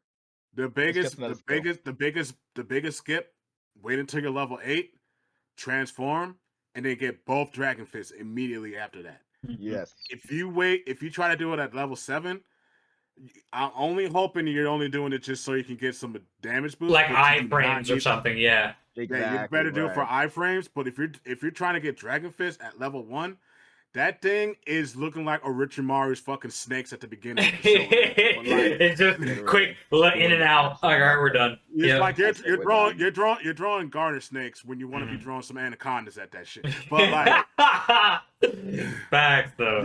It's like I tell people, wait till level 8 and then get 2 levels on that immediately.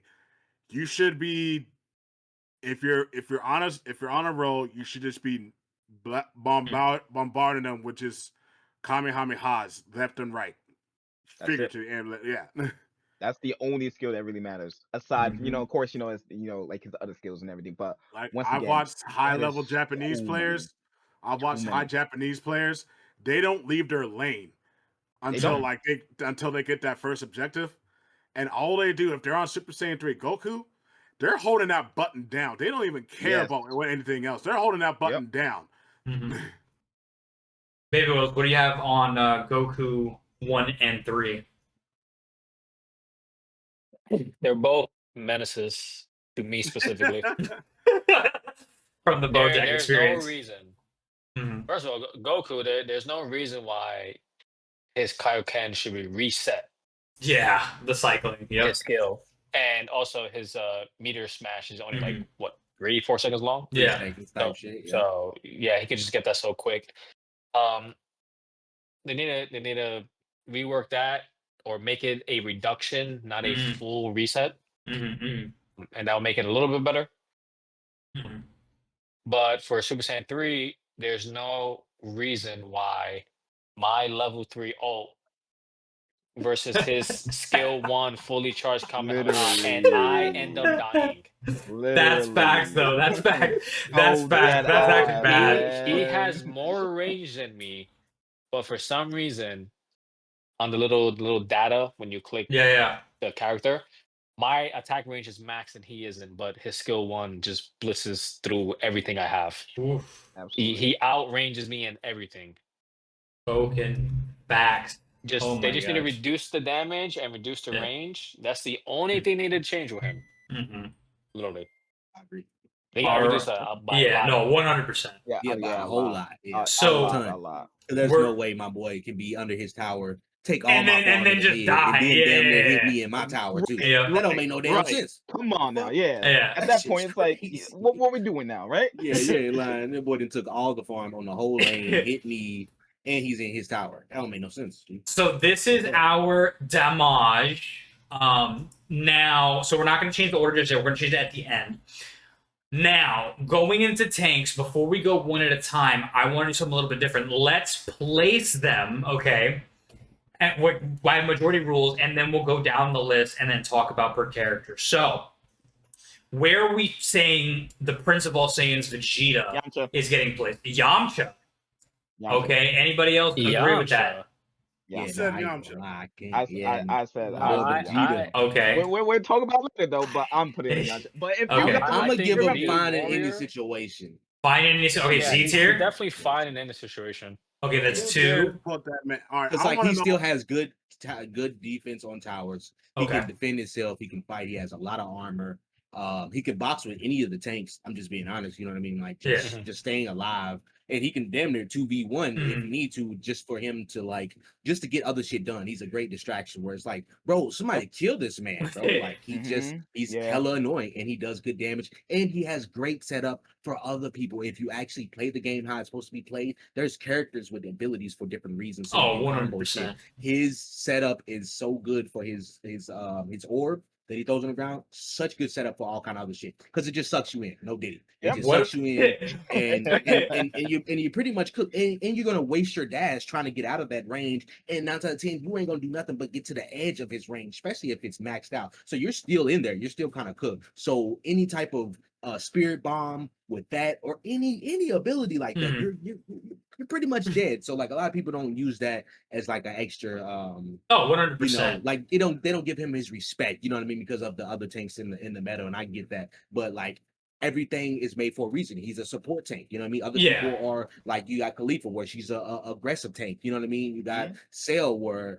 you know what I mean, like where he's a good boxing tank where he starts off slow but then builds up. He's like an ultimate snowball. Yeah, you gotta play. There's positions to be played, and people think that they can play every character the same way, and that's just not how it is. Whether they're a tank or not, you can't play every tank the same way. Period. And then so let's go to Baby. So where are we putting Baby? Now, mind you, this is he's unique. The one thing I will say about Baby is that this is one of the very first games that has a standalone young body baby. Normally, whenever you see this character, he is already inside of Vegeta's body, right? Exactly. Yeah. So this is the first ever young body baby. So where are we putting Baby? I think you should put him in Earthling. Earthling? Yeah, I just think that. Okay. Yeah. I like what they did with him. The only issue is that if I see him on bottom lane, I don't even try to do damage to him. Right. I tell whoever I'm with, don't even touch him. Right. Whatever DPS he's with, we go after them because that shuts down. I believe he's gonna go inside. Skill 2. Yeah. His skill. That's skill 3. It's skill 3. Skill 3. Yeah. So I've had it happen where I get Baby half, and then his DPS is low, and then he jumps into the DPS. And then it's like, okay, get it, feel free. Yeah, and his GGs that's a free kill. I do like his skill 1 that it pushes back enemies. Yeah. Yes. That's pretty good. But it's just his skill 2. Yeah. You know. Then we have removed him. Zamasu. This is one of our. I hate that character. I hate that character. I hate to say it though, bro. But he's definitely Z Warrior or God of Destruction. I'm sorry. Okay. I have to say I believe that second life is just clutch. I feel like Z Warrior is the one. Yeah, like him, Z I Warrior. was just saying Yamcha because I can't stand. He's so strong early and mid game, bro. It's insane. He's a boxing menace. 100%. Mr. Perfect. Yamcha. Oh man, Yamcha. Hell. Nah, Yamcha? nah, nah. No. Here's what I'm Yamcha, thinking. Earthling. One Earthling. second. Probably Earthling. I'm thinking when you put him in Yansha, Yeah. that you actually have to change his whole Like, at yeah, least everything about that not his character, whole or at kit, least a but majority, has to get changed. Right. Like, completely Yeah. redone.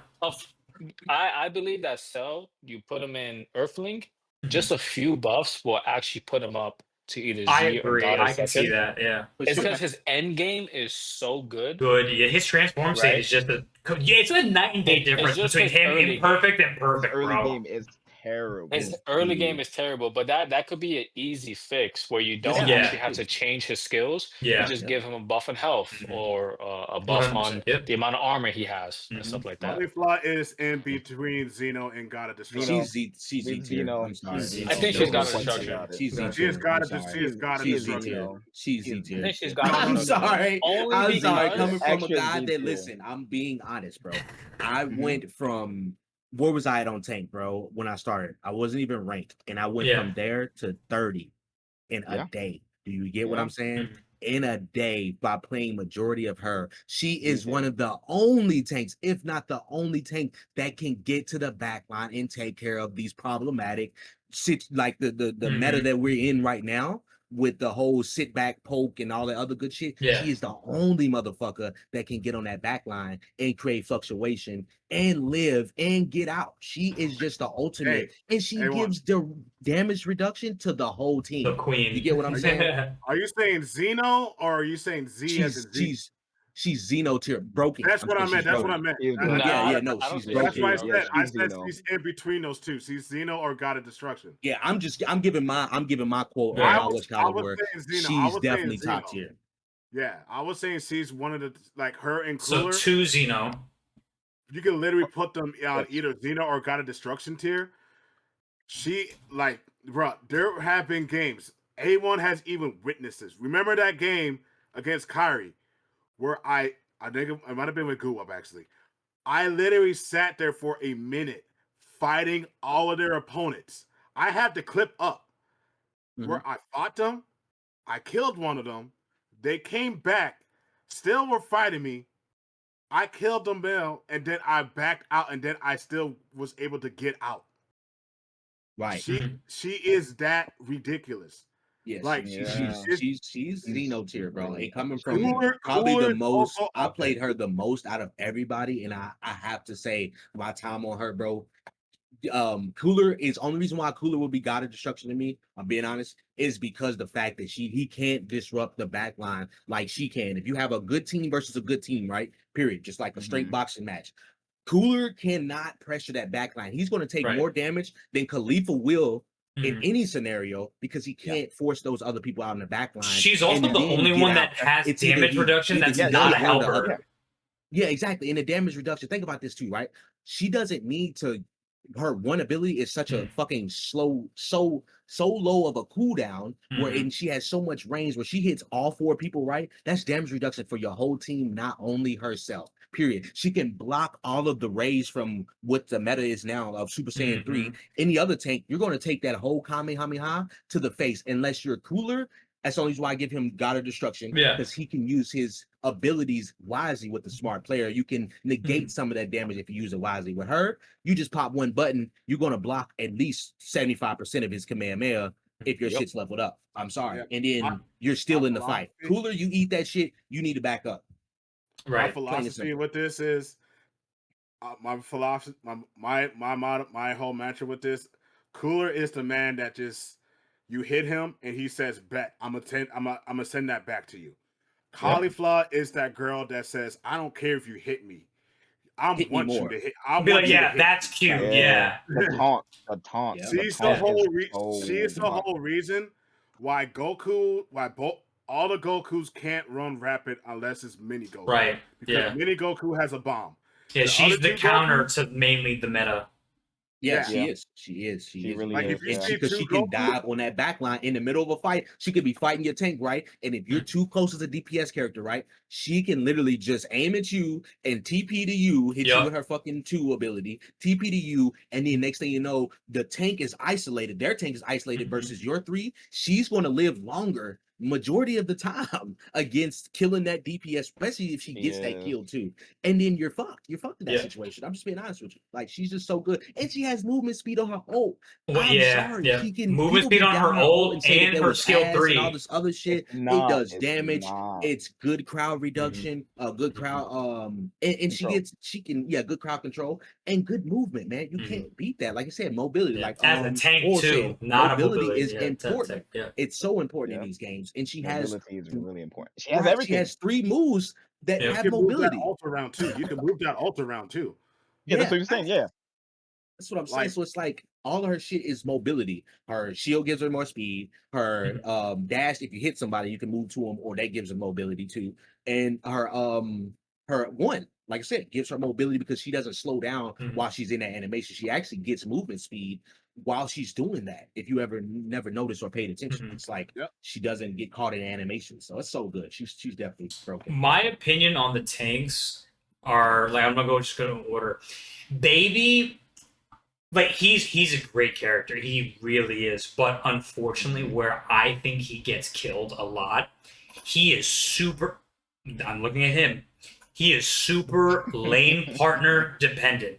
If your attacker or your tank is ass, it doesn't matter if I'm being cheesy and I'm going inside of their body paws, but like it is detrimental, because guess what? If they die, guess who's now in the fray, and it's still a 2-on-1, and he's not getting out of that alive. Like, just it doesn't matter if that level 1 superstar and I'm pushing them back, because guess what? Kaioken exists.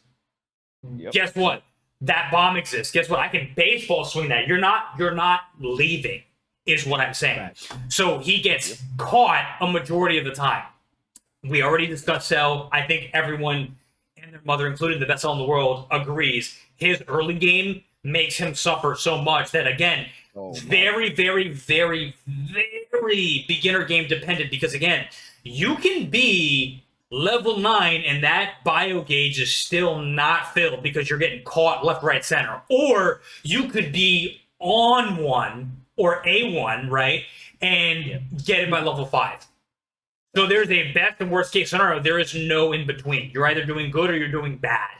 But once you get into perfect Cell, there's a reason that he says that he is perfection. He is cracked.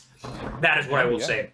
Vegeta, I can't really speak too much on my boy. Unfortunately, I only played with him once in the beta. I mainly used him. So I can't speak on him. But this dude, the fact that not a lot of people know this dude, he has a second life. He has a second life. So again, kind of like the Gammas, when you fill up that gauge and you get that second life again, guess what? Okay, cool, I lost my first fight. Yeah, but guess what? You're low. Now it's my turn. And you get caught. His ult gives him iframes, bro. His ult gives him iframes and slow. What are we saying? So if I have a DPS and movement speed, dude, his util kit, he's just good. So if I have a DPS in my lane that knows remotely what they're doing, whoever I'm fighting, guess what? You're caught. You thought you had me? Because his whole kit is CC, bro. Exactly. Every one of his moves is CC. Exactly. He's a CC tank, bro. I played with everyone here. They know I love me some cooler, bro. They know I love me some cooler. That retaliation ability, I did too. Dude. Retaliation, you mean to tell me that if you hit me, I can do like a Goku and get angry and then throw shit back at you for more damage? And it's not even just more damage. It is you get bonus effects per skill. Are you fucking kidding me, bro? This is cracked. But I agree with what everyone was saying. Exactly, like from the movie, dude. But like what I agree with everybody is that, again, where he lacks, where she excels, that damage reduction in a game where it seems like power scaling is definitely going to be a fucking thing. I can damage reduce you to where this starts to feel like a tickle, especially if you don't have snowballs. I'm taking that as my pick any day of the week. When they introduce bans and like ban selection, if you're not banning her, are you fucking kidding me? You're getting banned almost all But then also, again, where I can see the neck and neck races, okay, until they release more tanks, right? If, say, for example, tomorrow, the update is tank release. Ban release. It is going to be a game of cat and mouse because you're going to trade one poison for another. Yeah. And even then, it's like, oh, what about this guy? Guess what? I can flex. I'm banning a Goku off rip, though. Well, no. Like if you could ban, like, say for example, you ban, like, you know, it's situational, right? Because again, if we'll use Aye1, right? Aye1 plays 1. If I see Aye1's on the list, unless he changes his name, I know who to ban. But if I'm playing the disrespect. If I'm banning the number 1, if I'm banning the number 1 Khalifa, I would rather have that with an average Goku, because guess what? Goku can still get caught. Yeah. I'm banning damage reduction. I'm banning the super spirit bomb. I'm banning the fucking dragon fist. You know what I mean? Like depending on what I'm playing, I'm banning. Like, if you are a character that is automatically, when you think about, notice how we all said I'm banning a Goku, I'm banning a Khalifa. Right. These are the problem characters that we're referring to, that they're broken. I'm banning a Kale. Like, we're banning who we know is going to be a problem, because everyone else has good counterplay to a degree. Hold on one sec, because we have not really addressed the elephant in the room. Talk to me, Chief. It's those three blue characters. Trust me, we're gonna get to those fuckers in a second. So now we're going into, this is our tanks. Are we cool with how the tanks are looking so far? Again, the order, you know, like in Earthling tier, Cell could be the top and stuff like that. We'll do that at the end. But for as far as like where they're placed, are we good? Yeah, I still think you should switch Cooler and Khalifa. Hold on though. I will say, because like we was agreeing that like it could be a top. Listen, I think everyone knows I play Cooler. You have probably seen me in your matches as a Cooler. Sometimes I'm getting ripped, but most times I am literally being so oppressive. I am going ahead and making sure I'm fine with him. These two both being in broken, because I think that, again, in the hands of the right people, these two are cracked, bro. So cracked. So I'm cool with it being in Zeno. Right. So I was thinking, but like it could be both, because I do agree with Aye1. Like, if we don't get that, you know, sometimes it's hard to go for the backline. It really is, because and she's the only one. That's the only reason why I give her that extra damage reduction. Is so that damage reduction is so good, so and he gets it for himself. You get what I'm saying? Where it's selfish. Just like I get that. Right. But she is the ultimate team player all around. She can box herself. But I'm not taking that away from Cooler, where he can still go Zeno tier. But she is the best tank.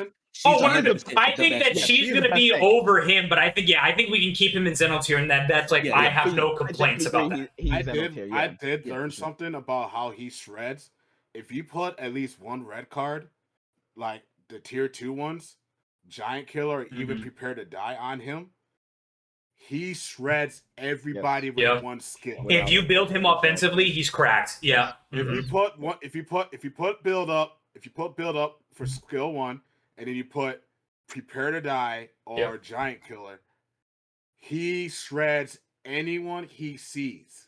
Literally. He sees them, he kills them. That is what Cooler does if he has that build. Yep. Exactly. And it makes no sense. But at the same time, it's Cooler's revenge. So I guess if you build the cards right, you get that movie. You get get what you need. I felt before that. Goku transforms and washes him. All right, that's our tank roll. I'm gonna be last. I'm gonna let y'all do what y'all do on the tech. I'll be the last on the tech. I love my tech. I love my tech. Where are we placing Fat Boo? Oh my god, I got. We're placing Fat Boo. So yeah, Fat Boo. I feel like Z Warrior. I honestly feel like Z Warrior. I play him myself, and that was like actually the first tech I played, and he does suffer from a lot. However, he's really good in real good hands, and overall in every single rank, you can still see him. You can see him in every rank. He's not like he's gonna be surprised. Like, I'm pretty sure everyone has seen Italian Bronx guy. That's the one who primarily plays Bull. He plays such a good Bull. But the biggest thing I would say, and I keep him in Z Warrior, his ultimate stinks. Yes. So bad. His ultimate is so terrible. Even at level 2, that shit is still terrible. That's only when so you get the max funny. rank for his ultimate. Oh, that's so funny. Because if it's Z1, alright, not Z1. If his ultimate is level 1, you have to have someone in the middle of a fight. You have to have a team fight in order to go ahead and get it off. You're almost not gonna get that off unless you're fucking Nostradamus and you're predicting wherever they fucking go. You feel me? But other than that, a lot of people don't really understand like the utility that he has as a Yeah. character because I definitely would say one of his best skill rights to go ahead and go through at the start is you want to go for hold on, is it skill 2? Is it the one where he Skill just 3. throws it? Skill 3. You want to go for your skill 3. That's where you want to Oh, start off with. wait, you talking Exactly. about the gummy? The gummy? Yeah, the gummy. Yeah, the gummy. You want to That's throw skill that 1. off. That's skill 1. That's Okay, skill skill 1. 1. Okay, yeah, perfect, exactly. So you want to throw your skill 1. You want to go ahead and you want to upgrade that first because you still go ahead and get that passive boost of you going ahead and like shooting your, you get your rush attack faster. You're doing more damage. But that skill 1 at top lane, bottom lane, whatever, but mostly you're gonna be playing in top lane. It's so good at the beginning fights. It's early game fights. It's a real good way to go ahead and get like let's not even say if it's a divine draw with a super level 3, the enemy team, as long as you have a competent bull, they're not escaping. You're going to get free wins. You're going to go ahead and get that the Grand Kai at the top lane. You're just going to you're just to concede in a lot of things for the most part. But his ultimate is so dog shit. Change it, please. Change, please. That is so funny. I need a counter argument with that, especially with the ult, because you can literally get the level 1 ult by yourself. And the thing is, a lot of people want to max skill 1 first. I max skill 3 first. Yeah, I understand. Yeah. So like, it's the thing with Boo is he's okay. This is about to be the most controversial take in this whole damn video. This is about to be the most controversial take in this whole damn video. Let's hear it. Citizens, circle around all them blue people down there. Boo is more versatile than all those characters combined. Whoa! No. Now hear me out. Hear me out. I'm hearing you. Hear me out. I think Aye1 just had a stroke in the back. Because one, this is my real prediction. Yeah. Boo is going to skyrocket on the tier list the further this meta goes. Oh. He's going to skyrocket up that tier list because a lot of people are beginning to understand how to really play Boo. If you can get 1 level on Gummy, that is enough. You can level up Heal because it doesn't scale. And you can just focus on that one character until late game where you just want to focus on all 3. The only downside is he doesn't get to fully dash. If you Gummy 1 person, but you have at least like even a level 1 or a level 2 so you can escape out of it a skill 3, you can push them back into a wall, and then by the time you can either cancel it, you can cancel your dash, Gummy them up again, or you can cancel them while they're still slow, hit them with an ult, and then you can run off with them in your stomach back to your front line, back to your enemy line. Okay. Even in the top lane. That shit happened to me. I was so annoyed. Yeah, because like I think a lot of people is because they don't know how to use the dash properly. So like it can mess up a bunch of combos or setups because then all of a sudden a Boo knocks the person out of your beam and then you're mad. That's gonna happen because a Boo's selfish. But if the Boo is going to be aggressive, you want that skill 1, hands down. You want that slowdown. He can go with anyone. He can go with the tank. He can go with the DPS. He can go with anyone that's on that line. He can even set up for Piccolo for a special beam cannon if he wanted to. Yes. He can push someone all the way back into your God of Destruction tower, and then when they keep bouncing off, you can literally move around with the dash and hold them there, and then slow them down for your enemy team to get the kill if they want to. And with his passive, it's even more dangerous on top of that, especially if you get the ult off, even if you throw the ult off, because then his like menacing whatever, he does more damage on top of that. It's just he is weird. He is a weird character. The only thing that I don't like, his rush attack is weak. If you don't have any damage on his rush to make his rush attack stronger, you will see the difference between every other character compared to him. Fair enough. All right, good stuff. All right, Android 18's husband. I mean, Cue Ball. I mean, Krillin. Where are we putting him? I have. Oh yeah, hold no on. I'm here. Hold on. information. Hold on. A1's here. One match. Yeah. I'm That's here. right there. Which one? Where? Here? Put him at who? Where do you want him at, Krillin? Where we put him? I'll put God Destruction, to be honest. Yes. Okay. Yeah. To be honest. But I would say on Boo.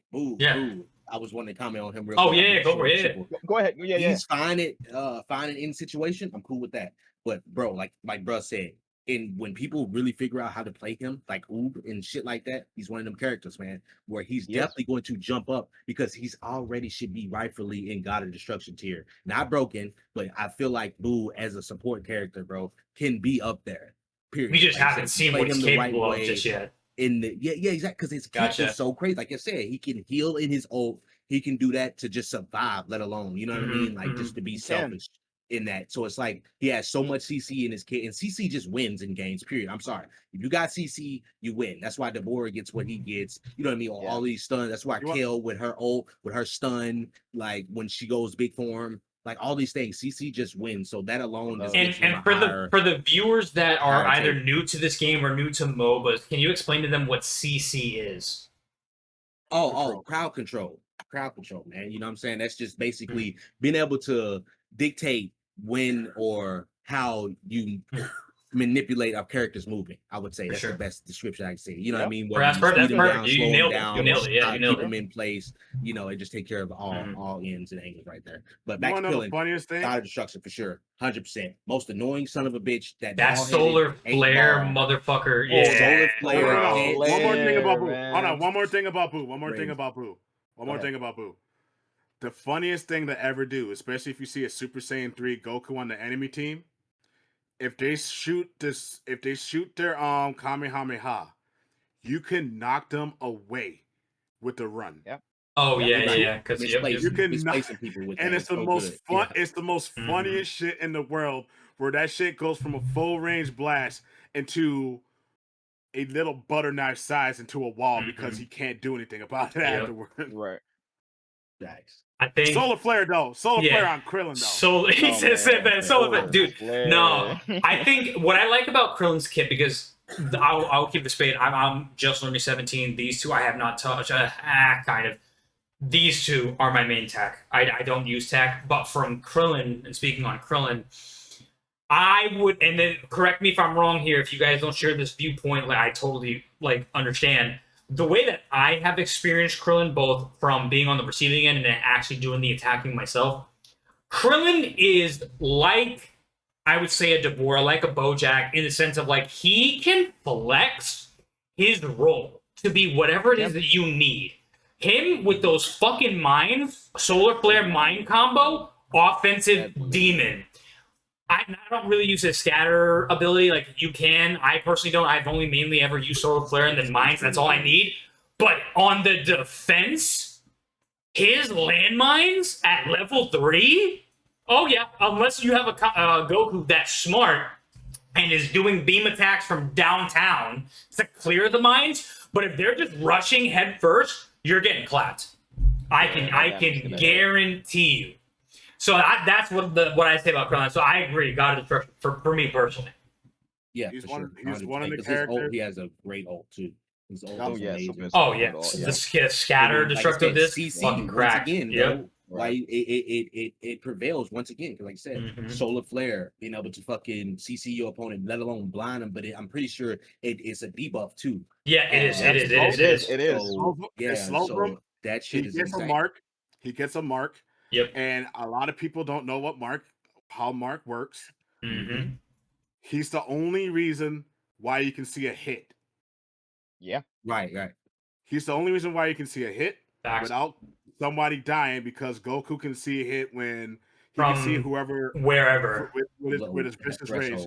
Yeah. But with Krillin, once he has someone marked, you can you can home the destructible disc, you can home the scatter shot.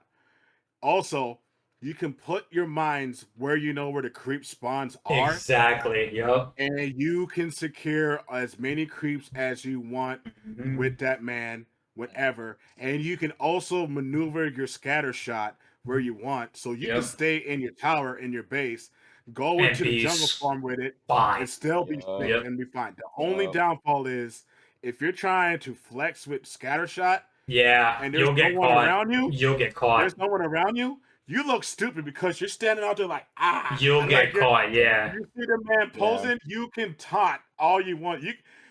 It's just like it's just as bad as the animation where you have a sliver of health and then you go into like the killing animation, and then when you pop out, there's somebody right in front of you to hit you. That's pretty much the same exact factor.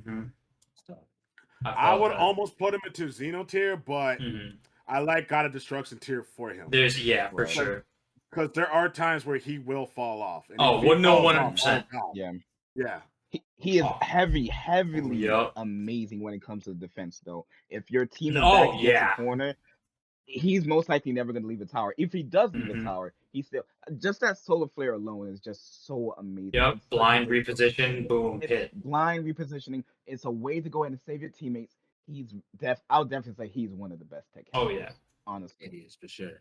And put that man by his twin. Yeah, I was about to say. Now we're on to the MVP of the Universal Survival Saga. Before I went to Freezer, he is Xeno tier. I agree. I'm so sorry to tell y'all this. I just said, with his 17 on Xeno. No. I said put him near his Xeno, sister, but I said, but I was gonna say drag him right on top.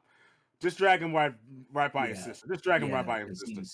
He's definitely Xeno tier. And if anybody want to say why he's not, feel free. But then I'll give I know for surely why he is in his whole kit. Like, first of all, farm is everything in this game.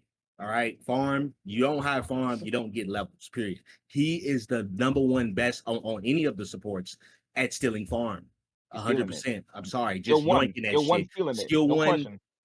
Just straight killing farm instantly and then taking you out. He's the only one at the beginning of the game that you have to worry about. He cannot use his skill 1 on farm when you're walking up the lane with your teammates when you get the super boost, because you're just one shot in farm. You're going to one shot all of that shit. So that alone right there is massive. His ult is such a bait and a game changer for people, and they don't understand. Like, they don't even understand his ult in a sense. So if you're in a team fight, you can go right to the middle of the team fight, pop your ult, everybody gets shield, everybody gets damaged in that scenario too. Let's see, his shield, he just has shield, and he has an extra cooldown where he can use his abilities twice. Like, that shit is insane. And he has a CC move where people don't realize that his because they never upgraded, because his skill 1 and his skill 3 is so fucking good, but his skill 2 is slept on in a whole scenario itself, because it replies CC 2 once again. CC is so good. So like, if you punch somebody, you jab them with that with your 2, you just slow them and be able to do extra damage when somebody's trying to get get away, whatever in the scenario.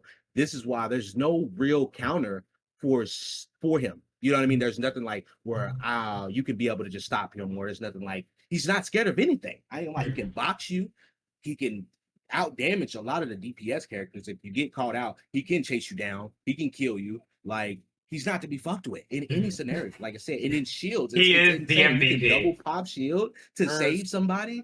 I'm sorry, he's definitely Xeno. Name one thing that he doesn't do good, and that would take him out of Xeno tier for me. You know what I mean? Name one thing that he doesn't. There's two more things. There's 2 more things he's got that no one has been brought, that no one really brings up to this day. He gives people, he doubles the buffs that you have. If you have debuffs on, he doubles that shit. He doubles it and gives it to the next person. He interrupts every single transformation in this game. Facts. Even Ribrianne's he interrupts. Isn't that so funny? Because they brought that from, if you don't know, if you didn't watch Dragon Ball Super, he committed the ultimate cardinal sin that even Goku was like, yo, you know you're not supposed to do that, right? He interrupted someone mid-transformation. He's the only person to ever do that, and they brought that in this game. That is why that is hilarious. But here is a combo. Here is a combo that I need a lot of people to do, that they should be using his passive with. If you skill 2 into skill 1, and then you skill 2 again into his ultimate, no matter what level they are, they die. They die. He's a DPS. I ain't gonna lie to you. He's a DPS. People don't realize. Yeah, no, people really don't realize his boxing potential though. Like, and it gets slept on in a lot of scenarios. Yeah. And you fuck around and die for it because, like you said, he has shields, and you never know when his bar is full up where he has 2 shields. Right, So if they don't have an indicator, you have no idea. Yeah, you have no idea, and you get baited into fights, and you think that you can beat this person. I can't count how many fights that we probably all have lost with a 17 in top lane, and you think that you'd have won the fight. He then came and saved his homeboy or popped ult on the objective, like on the Kai early game. As soon as you get level 5, you're not beating that. There's not much that you can beat because he can block Goku shit, Spirit Bomb, like damn everything. Yeah, like literally, and take little amount of damage for that, shield for that, and then shield 2 times on the way out. Like, come on, man, you can't make this shit up. Like, the boy has no flaws in his game whatsoever. I think Baby Oils had something to say about Zeno tier 17. Yeah, I'm waiting on it. I gotta hear this. He comes in laughing like freak. Nah, the thing is when I hear like Zeno tier, right? I'm thinking like, well, it doesn't fly like broken. I'm thinking there's something that needs to be reworked with the character. I think 17's insanely strong, right? But I don't think that there's anything that needs to be reworked where he needs to get like a certain nerf. You know what I mean? Like if you look at Cooler, I think he shouldn't be able to frame with his passive. When you look at Super Saiyan Goku, right? Like they need it's not a nerf, it's a rework. Like his Kaioken shouldn't reset. It should just be a cooldown. Or Kale, when she transforms, the tracking and you just mash. You just think, you just say button mash, You know what I mean? And from like that standpoint, I could see like here. Yeah, so when I think of broken, I'm thinking that there needs to be a rework because any of the characters on God of Destruction could receive a nerf. You know what I mean? Yeah. Maybe but it doesn't make it like broken, like game breaking. Like there's nothing. Maybe the abbreviations should be different. Maybe in the tier list, because like I understand exactly what he's saying, like 100%. But maybe the abbreviations are like just a little off or something in that category, because like he's definitely don't need no rework or nothing like that, or no nerf or nothing like that. He's just he's just there you go. Good, and they don't even need to touch him, to be honest. Good change of words right there. Straight up, good man. Because I understand his argument there. Because I'm like, I don't even think he's cracked. I'll be honest. Oh, that's great, bro. You haven't played enough 17 then. I've played enough, and I've played against a lot of 17s, and like he's insanely strong, but there's I don't know. Just what's his flaw? I'm saying I agree with it. But give me some flaws about him. Give me reason why he wouldn't be Xeno. I don't think there's any flaws, but I don't think because he doesn't have any flaws that it makes him Xeno tier. You know what I mean? I just think that he's super strong character. He shouldn't be touched, but any other characters could either be buffed or like the broken characters should be nerfed. I think 17 is in a good state. So let me ask this then: what on him is not really good in a scenario? You know what I'm saying? Like, because I know nothing needs to be changed about him, but like I'm just trying to figure out a reason why he wouldn't be in Xeno. Or is anybody else agree that he should be in like God of Destruction or some shit? If you look at Cooler, right? He's able to do all 3. He's able to support, he's able to tank, and he's able to DPS. Right? Right. Khalifa can do the same thing. Kale, Goku, they can all do the same thing. And by support, I don't mean like giving buffs or anything to the character, but in a sense that they like Goku does so much DPS and so much movement that if you're in trouble, he can come in and help. So he's supporting in that way. Same thing with Kale. Same thing with Khalifa. And but he can go in, but he's not going to be as oppressive as he's the super other oppressive 4 because characters. He can do what they can too, where if they're around somebody, any of them characters, it's just super even. It's even more hard to deal with them. Even alone, it's hard to deal with a 17 by itself. You know what I mean? In a one-on-one Here's what I mean. You're in trouble. You're in trouble, and you have 2 people jumping you. Right? Cooler comes in, sees them, grabs them, pushes them back, does crazy damage. Even if let's say you're half health, you can still rejoin the fight with Cooler and fight him off. But if 17 comes to help, he can give you shield, he can debuff the team, but you're not gonna go back into the fight with 17. It's gonna be like he's a great support to get you out of the situations.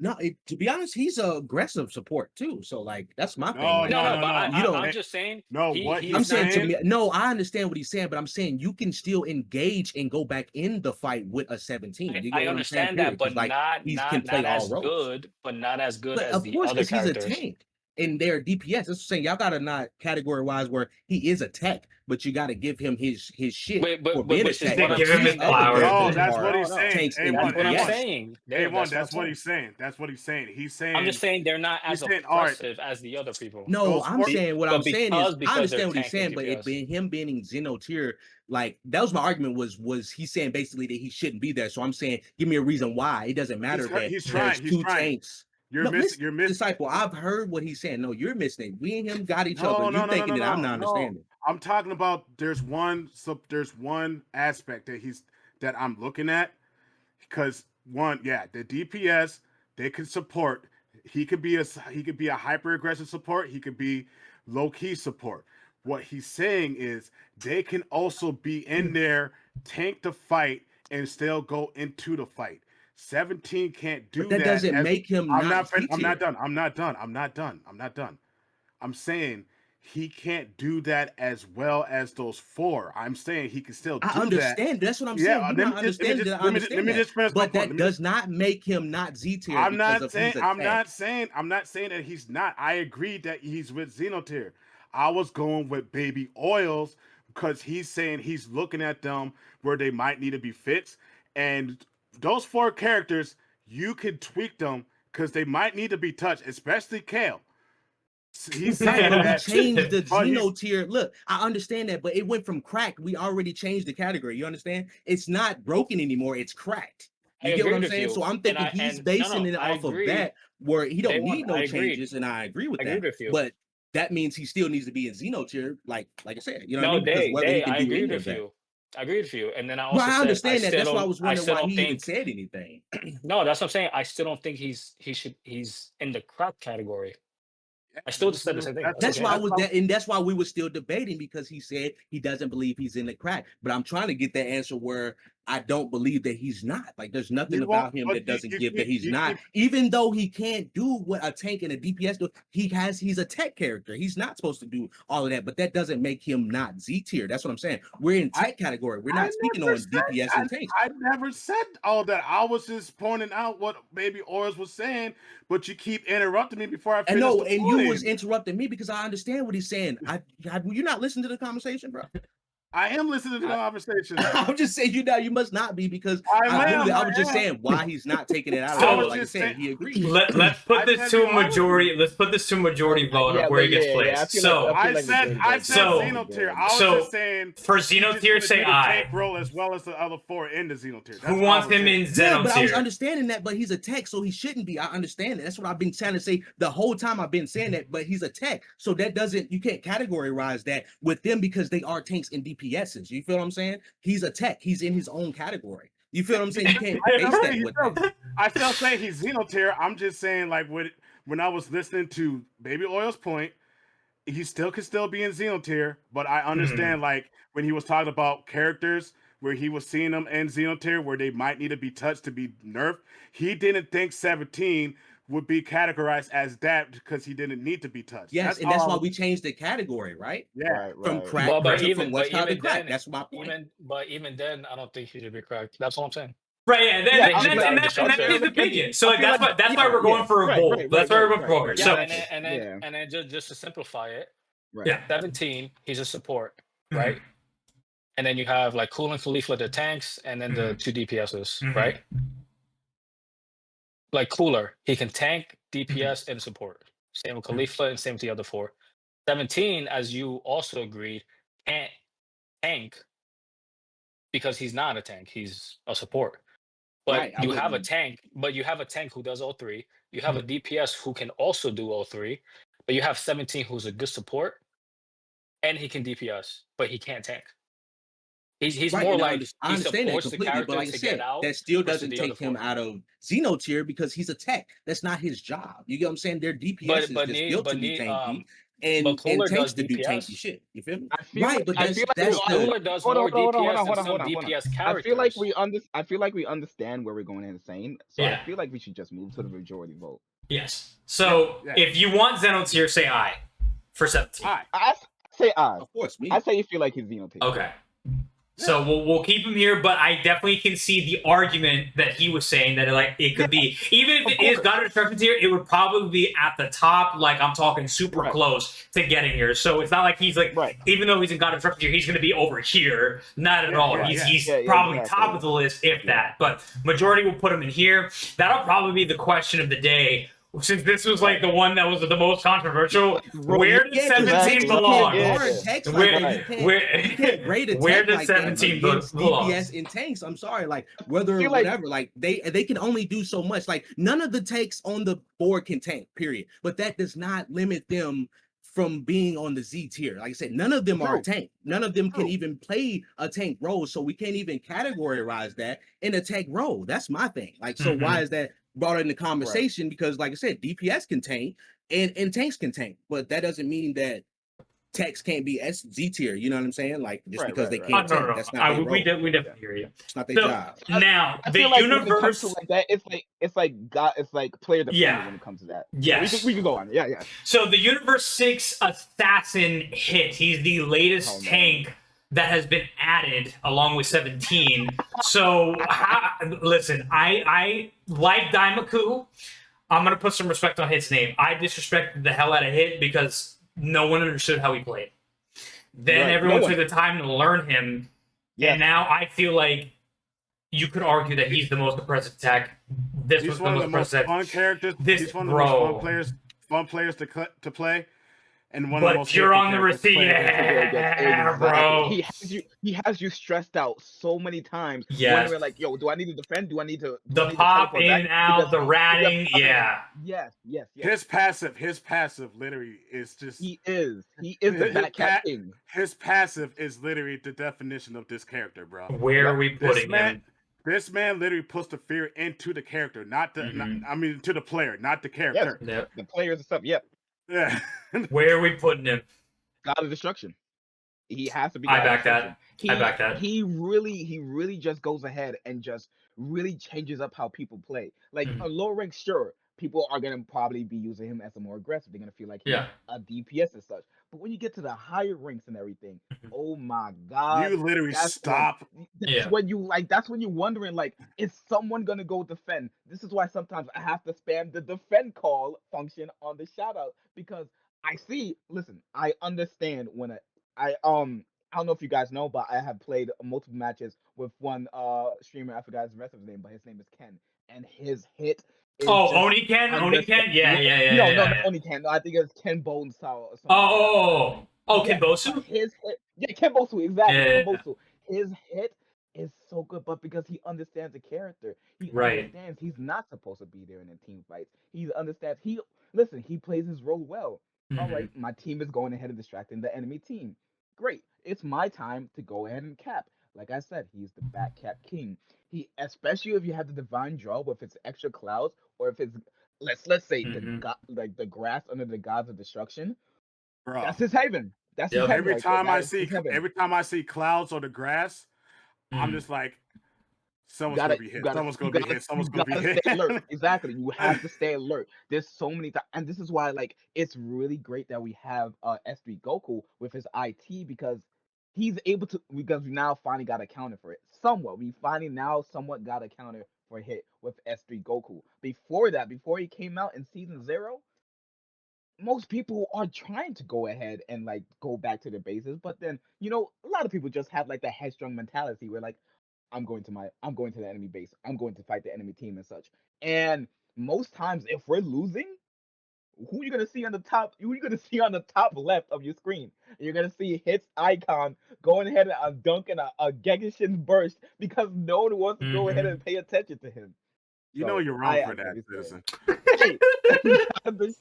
I'm just preparing everybody for my quote unquote unbiased. I agree. I agree, bro. Put both of them. Actually, honestly, I can back that. Putting these two at the top. Let's talk about it. Let's start off with Frieza. I want A1. This is A1's bread and butter right here. A1. Start talking to us, Chief. I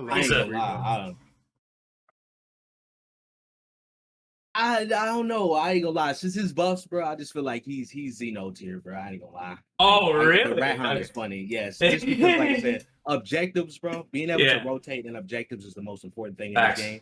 Just being honest with you. Yeah. If you could do that faster than anybody else, bro, 9 out of 10, you win the game, bro. You know what I mean? It's not even far as the team fights go, nothing like that. But just being able to do what he does efficiently, being able to keep you on your toes, you know what I mean? You got to respect him. You know what I mean? Superstar for farming is stupid. Just like Hit, but I feel like he can farm better than Hit. This is the reason why Hit can't go up there. Like he can't. The objective secure, all of that shit, he can't do for real. Frieza can. So I feel like that makes him a notch above him in that scenario, just comparing the two, far as that goes. You know what I mean? Not with anything else. But like I said, that's just more important. Like I said, he can handle shit on his own. You can literally 3v4. If your team's good enough to 3v4 fight, you can keep him distracted. Frieza can go split off, take the tower, his backdooring is insane, bro. By himself. And he can solo the mid boss by himself. Yep. There's nothing to talk about really on that, to be honest. Like other than like it's just there when he doesn't have his cooldowns, whatever. You can that can be a reason why people don't put him in Xeno tier, and I can understand that where he would be God of Destruction or close to it. That's fair enough. But just like at our level of play, people would definitely be like, you know, he's definitely a problem in the meta right now. To be honest. Yeah. Like, it's crazy. Even with the blasters on the field, they can just one shot his arm. Oh yeah, 100%. Yeah. Especially at the higher levels. Yep. Comes in play too. So I see why he could be God of Destruction too. Yep. But that's my vote too. I got you. Yeah. Just non-biased. I will be full on biased. This motherfucker is having his own tier. There is no ifs, ands, or buts. This dude's name is in fact Rat Han. If you look at his birth certificate, it's his middle name. The amount of stun potential of cycling, doing a cell stun after a Rat Han, doing a Rat Han into a KO ult or into a cooler grab, into a soccer ball kick. Dude, it is Rat Han City. Him being able to backdoor just as well, if not, I would argue, this is biased though, a little bit better than Frieza, while my team is fighting, then run all the way the hell back and help with his passive don't even get me started on this pairing. I'm gonna get to that in a second. His passive, being able to boost attack and defense of whoever's next to him, is fucking stupid. Getting energy attack up and defense up for his teammates with his skill 3. His ability, his interchangeable ability to double buff this monstrosity, because her passive triple. Dude, are you on all kinds of crack? let me bring this up. There is no reason why that little boy at the age of 5 5 years old Namek Gohan can buff the entire team, buff himself, has 2 different alt. Two, not one, but two. Not one, 2 ults. People don't understand that. He has 2 ults. So here's how crazy it is. You don't need to do the second part of that ult if you're losing. If you're losing, you just activate it. You become a Kaioken Goku fighting with your rush attack. You can solo a boss by yourself if they're not paying attention. You can literally buff everybody around you twice when you have that ult active, and then when you do Leave It to Me, it covers the size of a level 3 Goku Spirit Bomb. And it just negates so much more damage because it just feels like a wet noodle on top of that. And then he's not as fast as Frieza, but he does not need to get that acceleration boost where he just breaks the fucking sound barrier 3 times. He is the Littlest God's son. No, but the hilarious part of all of this, if he's by himself and he's not like fully up yet, just yet, if he's not fully live, he dies. Yep. You catch this boy by himself and he's not fully prepared, or he has like, for whatever reason, a cooldown down. Yep. He dies. He dies. He will get caught. Yeah. He can get caught, but I feel like his skill 2 really lets him. His skill, yeah. Yeah, But that's done. It's fucking stupid. A lot of people don't level up that skill 2 sometimes, and if you Yep. don't level up, right? If you don't level up that skill sometimes, you're playing him wrong. It's like you got Icarus on your level 3. Oh, don't even get me that started on that shit. Like the Icarus. We're gonna touch all that in a different tier list, but like you just brought up PTSD. But like since this is a no card tier list, yeah. Gohan can handle his own, bro. Like he's a boxer. He's a boxer. He will box any DPS, bro. He 1-on-1. You gotta make sure you gotta respect the bowl cut. You gotta respect him because he's shutting down your skills. He is the perfect answer for S3 Goku. You see S3 Goku charging up, he tells him to shut up. Skill 2. Yep. That's it. Immediately. That's it. No question about it. He's taking that out. I have done that so many times, and I'm sure other people have done that so many times as well. He is really, really. That's Brahan, baby. It's such a great. That's why he reigns supreme. That's why he reigns supreme. That's why he has that damn name. Yep. Man, I love me some Gohan, bro. Like you do super skill, you get superstar, and you get a level, and you get the level 1 buff too. Oh yeah. There ain't no reason. Look, I know some people say, "Yo, max out that scale 2 first." Well, nah, bro. On that superstar, you can interchange that, bro, and still kick ass, bro. That's what makes him special. Both options, Even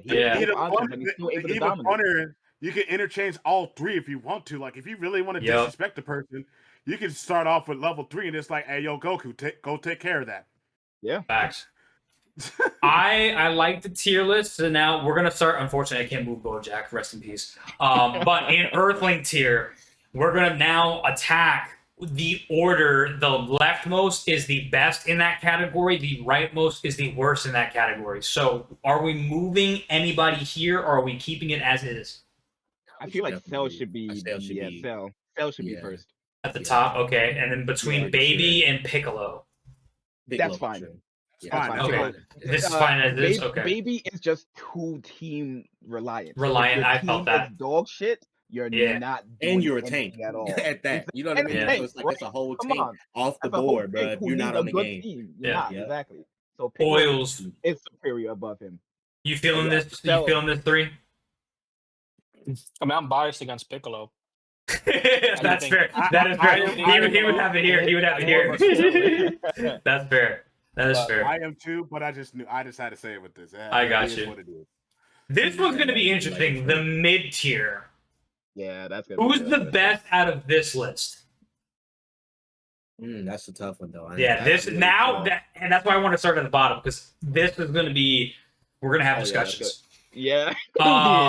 So put Trunks in the middle. Put Trunks in the middle. Okay, Trunks in the middle. All right. I don't disagree. I think. Hear me out here. Zamasu has to be like 3 or 2 or some shit like that. He has to be top 3. Yeah, I agree. I can see this. I can see, because of that second life. It depends. If the Trunks is good, it doesn't matter if he has a second life. It would be this, hands down. Yeah. Right. But if in the hands of a bad Trunks or the average Trunks, it's this all day, every day. Right. Yeah. And since I think that a majority of the players are in the average or just not good with him or just don't pick him up, I would say this. Yeah. I'm putting the Gammas at the bottom. That's me personally. I agree. I have no doubt about that. Boo. I could see this. I could see this. I can see it in front of Vegeta. Yeah. Okay. I think Boo should be second. Yeah, Boo second. I would back that because of how I think Hit. It's just it's the same shit. What we're running into right now is the same shit that we looked at here and here. He is where they started. But he will end up where they currently are once it is the Master Boo, whoever the fuck decides to main him and put content out on him. Watch, he's gonna be up in here. Trust, I guarantee it. But for now, I'm content with this. This line straight, I like it. just saying, there's somebody out there probably in China that's playing Boo right now. That's just pure crap. That's hard. Yeah, that's hard. Yeah, 100%. This right here. Let's talk about it. I'm Dabra S3 at the last. S3 Goku, yeah. S3 Damu and Krillin and Hit got to be like top 4 immediately. Yeah. We can switch those. I would argue. I don't know, because like Hit's higher. Hit's higher. Okay, Hit is higher than Krillin. I back this. Oils, are you feeling this? I fucks with it. That was good. All right. Do you think it hits better than Daima though? I see. That's. I could argue that, bro. I could argue because it's a good argument for either or. Yeah, I can see this truly flex. I can see this truly I flex. think he's better now. Yeah, I feel like it's definitely because he can be in the fight. Damo can Yeah. choose to be in the fight or not, but he got to choose when he. But goes in, that's how he goes in, good all that these two are in Damo- combination of who they're in talks of like the being better than one another. That's a good fucking conversation because again, their play styles are so fucking different, but their kits make them so like you're like, oh, when you see it, especially in the higher ranks, you know, in low ranks, how many times have we said, oh, this is a joke? This is a joke. This is Freelo. This is Freelo. Now in S rank, when you see this little demon child and this assassin from hell, it's oh fuck. Please don't be good. Please don't be good. Definitely. So the fact that they're interchangeable, but obviously we have an undisputed in God of Destruction, I'm healthy with that. I'm healthy with that. This being interchangeable, you can see it either way. Now obviously this is number 1. I'm not even fucking joking about that. No question. But let's discuss the order. I'm actually okay with these two as they are. Yeah. It's these 4 that now let's talk about it. Frieza after Goku. Frieza after Goku. Frieza after Goku. Okay. No, I think it should be cooler. Cooler? I think it's Khalifa then cooler. I really feel like cooler Khalifa. and then Khalifa. I don't know. Yeah, I feel like cooler is just such a menace. We'll put a vote. Are we saying that? Wait, so are we saying that 17 is not better than Frieza, or are we agreeing that 17 is better than Frieza at the bottom? I think Frieza is better than 17. Frieza's the meta that we are in now. Okay. So then these two are locked. These 2 are locked. All right, let's talk about it. Let's see the order. Cooler and Cauliflower, they're literally tied then at this point. Right. They are. Yeah. It's either or when it comes. It's the same shit here. It's the same shit here. It's the same shit here. Khalifa is better, and I'm cool with it being interchangeable. But I just like I said, being able to in the meta that we in now, being able to put pressure on that back line and then living after you. It's good. It's an undeniable so much damage and shit like that too for your team and the buff. That just gives her the slight edge. I feel like even the slightest, they don't give a fuck if it's a slice of cheese. You feel me? I think that gives her the one up on Cooler because I can't count how many games that like I've lost with Cooler and won with Cooler versus how many I've won and lost with Khalifa and told myself when I was playing Cooler that damn it I should have been playing Khalifa, bro. And he had Khalifa, and I would say that I should have been playing Cooler. Just being honest. I'll back you on that. Just being real. But just the fact that again this is also interchangeable. You know what I mean? Like these two have been regarded as, and mind you, these are in the this conversation is interchangeable at different roles, so put some respect on Hit. But like at the same role, the fact that every content creator struggles to say who is better and has agreed that these two are interchangeable for the number 1 tank, that says volumes that these are great. Season 1 Khalifa, bro. You know what I mean? Like this is so good. Khalifa got it now, in my opinion. And like, and this is just a beautiful. Until people realize what Khalifa could do and realize really what it's just, you know what I mean? Because like you couldn't. They provide so much for the team, and I mean, my God, how many times as often? And mind you, now what I'm saying when I say this, say for example, it's us on the team. One of us has Khalifa, and then the enemy team has a Cooler. Then it's not a steamroll. And you look at the stat pool, both teams, their tanks could be the deciding factor or holding it the fuck down. That's how good they are because although, yes, their kits, they have identifying pieces that could slightly put them above each other. But the fact that they're still, like, if we're talking pound for pound, if you're looking at, like, stat-wise, how good they are as like their kits as a whole, the fact that they are neck and neck, that speaks volumes that these are well-designed fucking characters. No, like, for we're sure. not having that conversation at DPS. It's this fucking girl and this fucking guy. And then occasionally this. Yeah. Only in tank is this role interchangeable. Everyone agrees that it's like this, situational, and TBD. You know what I mean? This is the only conversation where it's like, fuck, dude, like this is close. Right. Until there's really close. season 2, when exactly, Yeah, it's either or. But the fact that until the season 2, which we already know that there's going to be a tank, we just don't know who, could possibly dethrone, or maybe not. This person could not dethrone these two. And this is like, damn, we're going to season 2, and these two are still at the top of their game. Like that, like their longevity, I think, because here's the thing. Until you get a character that negates, like, I'm talking not just themselves, right? Because, like, that's the thing with that everyone was talking about cooler stuff is just to himself.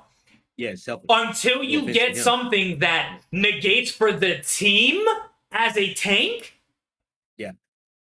that provoking, that retaliation, that retaliation is always good. Damage reduction is just so cracked. Until you get like, or a helper, right? A helper that like negates what they offer. Until that happens, these two are going to be at the top of their game, hands down. Facts. Because at the end of the day, as a tank, you want to be able to play the tank role. You can play a DPS role, whatever you want to, but at the end of the day, when it all said and done, you need to be a tank. That tank needs to be able to do tank things. You feel me? Tank for the team, make plays for the team, not for himself. Because at the end of the day, you can't do everything by yourself as a tank. A tank role shouldn't be that. Like, I'm soloing this person, I can beat this person's ass. Yeah, that's fine. Everybody can pretty much do that. You know what I mean? You catch it one-on-one, whatever. But like, being able to provide for your team is the only reason why. Like, that's the main thing you need in a tank. Yeah, facts on me, bro. That role has to be so good. And I just feel like that's season 0 was cooler on top 100%. Now in this meta, I just feel like Sleeper got that slice of cheese bread that was like, hey man, I'm gonna go get on your back line, G, while you want to fight me in the front line. I'm gonna fight you, and then I'm gonna hop on your back line. And Cooler just can't give that to me as a tank player myself. You know what I mean? As being top 30, you know what I mean? As a tank player. Like he just can't give that to me and be oppressive and then still get out. Like you say, he has nothing to get him out of situations. Once he's in it, he just dies. That's my thing. Like, it's just small little things where he's the GOAT. But those things matter in scenarios, especially at the high level of gameplay that we play into. The team's not good.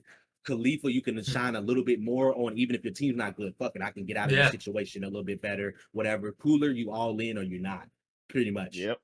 And this is the tier list in a nutshell. Mind you, so guys, listen, this is just our opinion. Again, every content creator out there is going to have one. I thought it would just be fun if I brought in my squad, people that are knowledgeable on the game, to give me like a combined opinion rather than you just hearing me talk about like X, Y, and Z. Because at the end of the day, they're just opinions. But when you can come together as a group, as a collective, and getting like top players and like very skilled players and their mindset on like their experience at all levels, because again, we all started at E and grinded our way to S, like, you know what I mean? So like, we're able to see it from a holistic point of view. This is how we see it, right? Again, Oils from his Bojack experience is like, well, you know, like Piccolo to me is a bigger threat than Cell. Like, again, like that to me, that's perspective, right? I don't feel that same way, right? But that doesn't mean that his opinion's wrong, because again, if he plays Bojack, I don't play Bojack. How can I discredit him saying that Piccolo is a threat? You know what I mean? Or not a threat, right?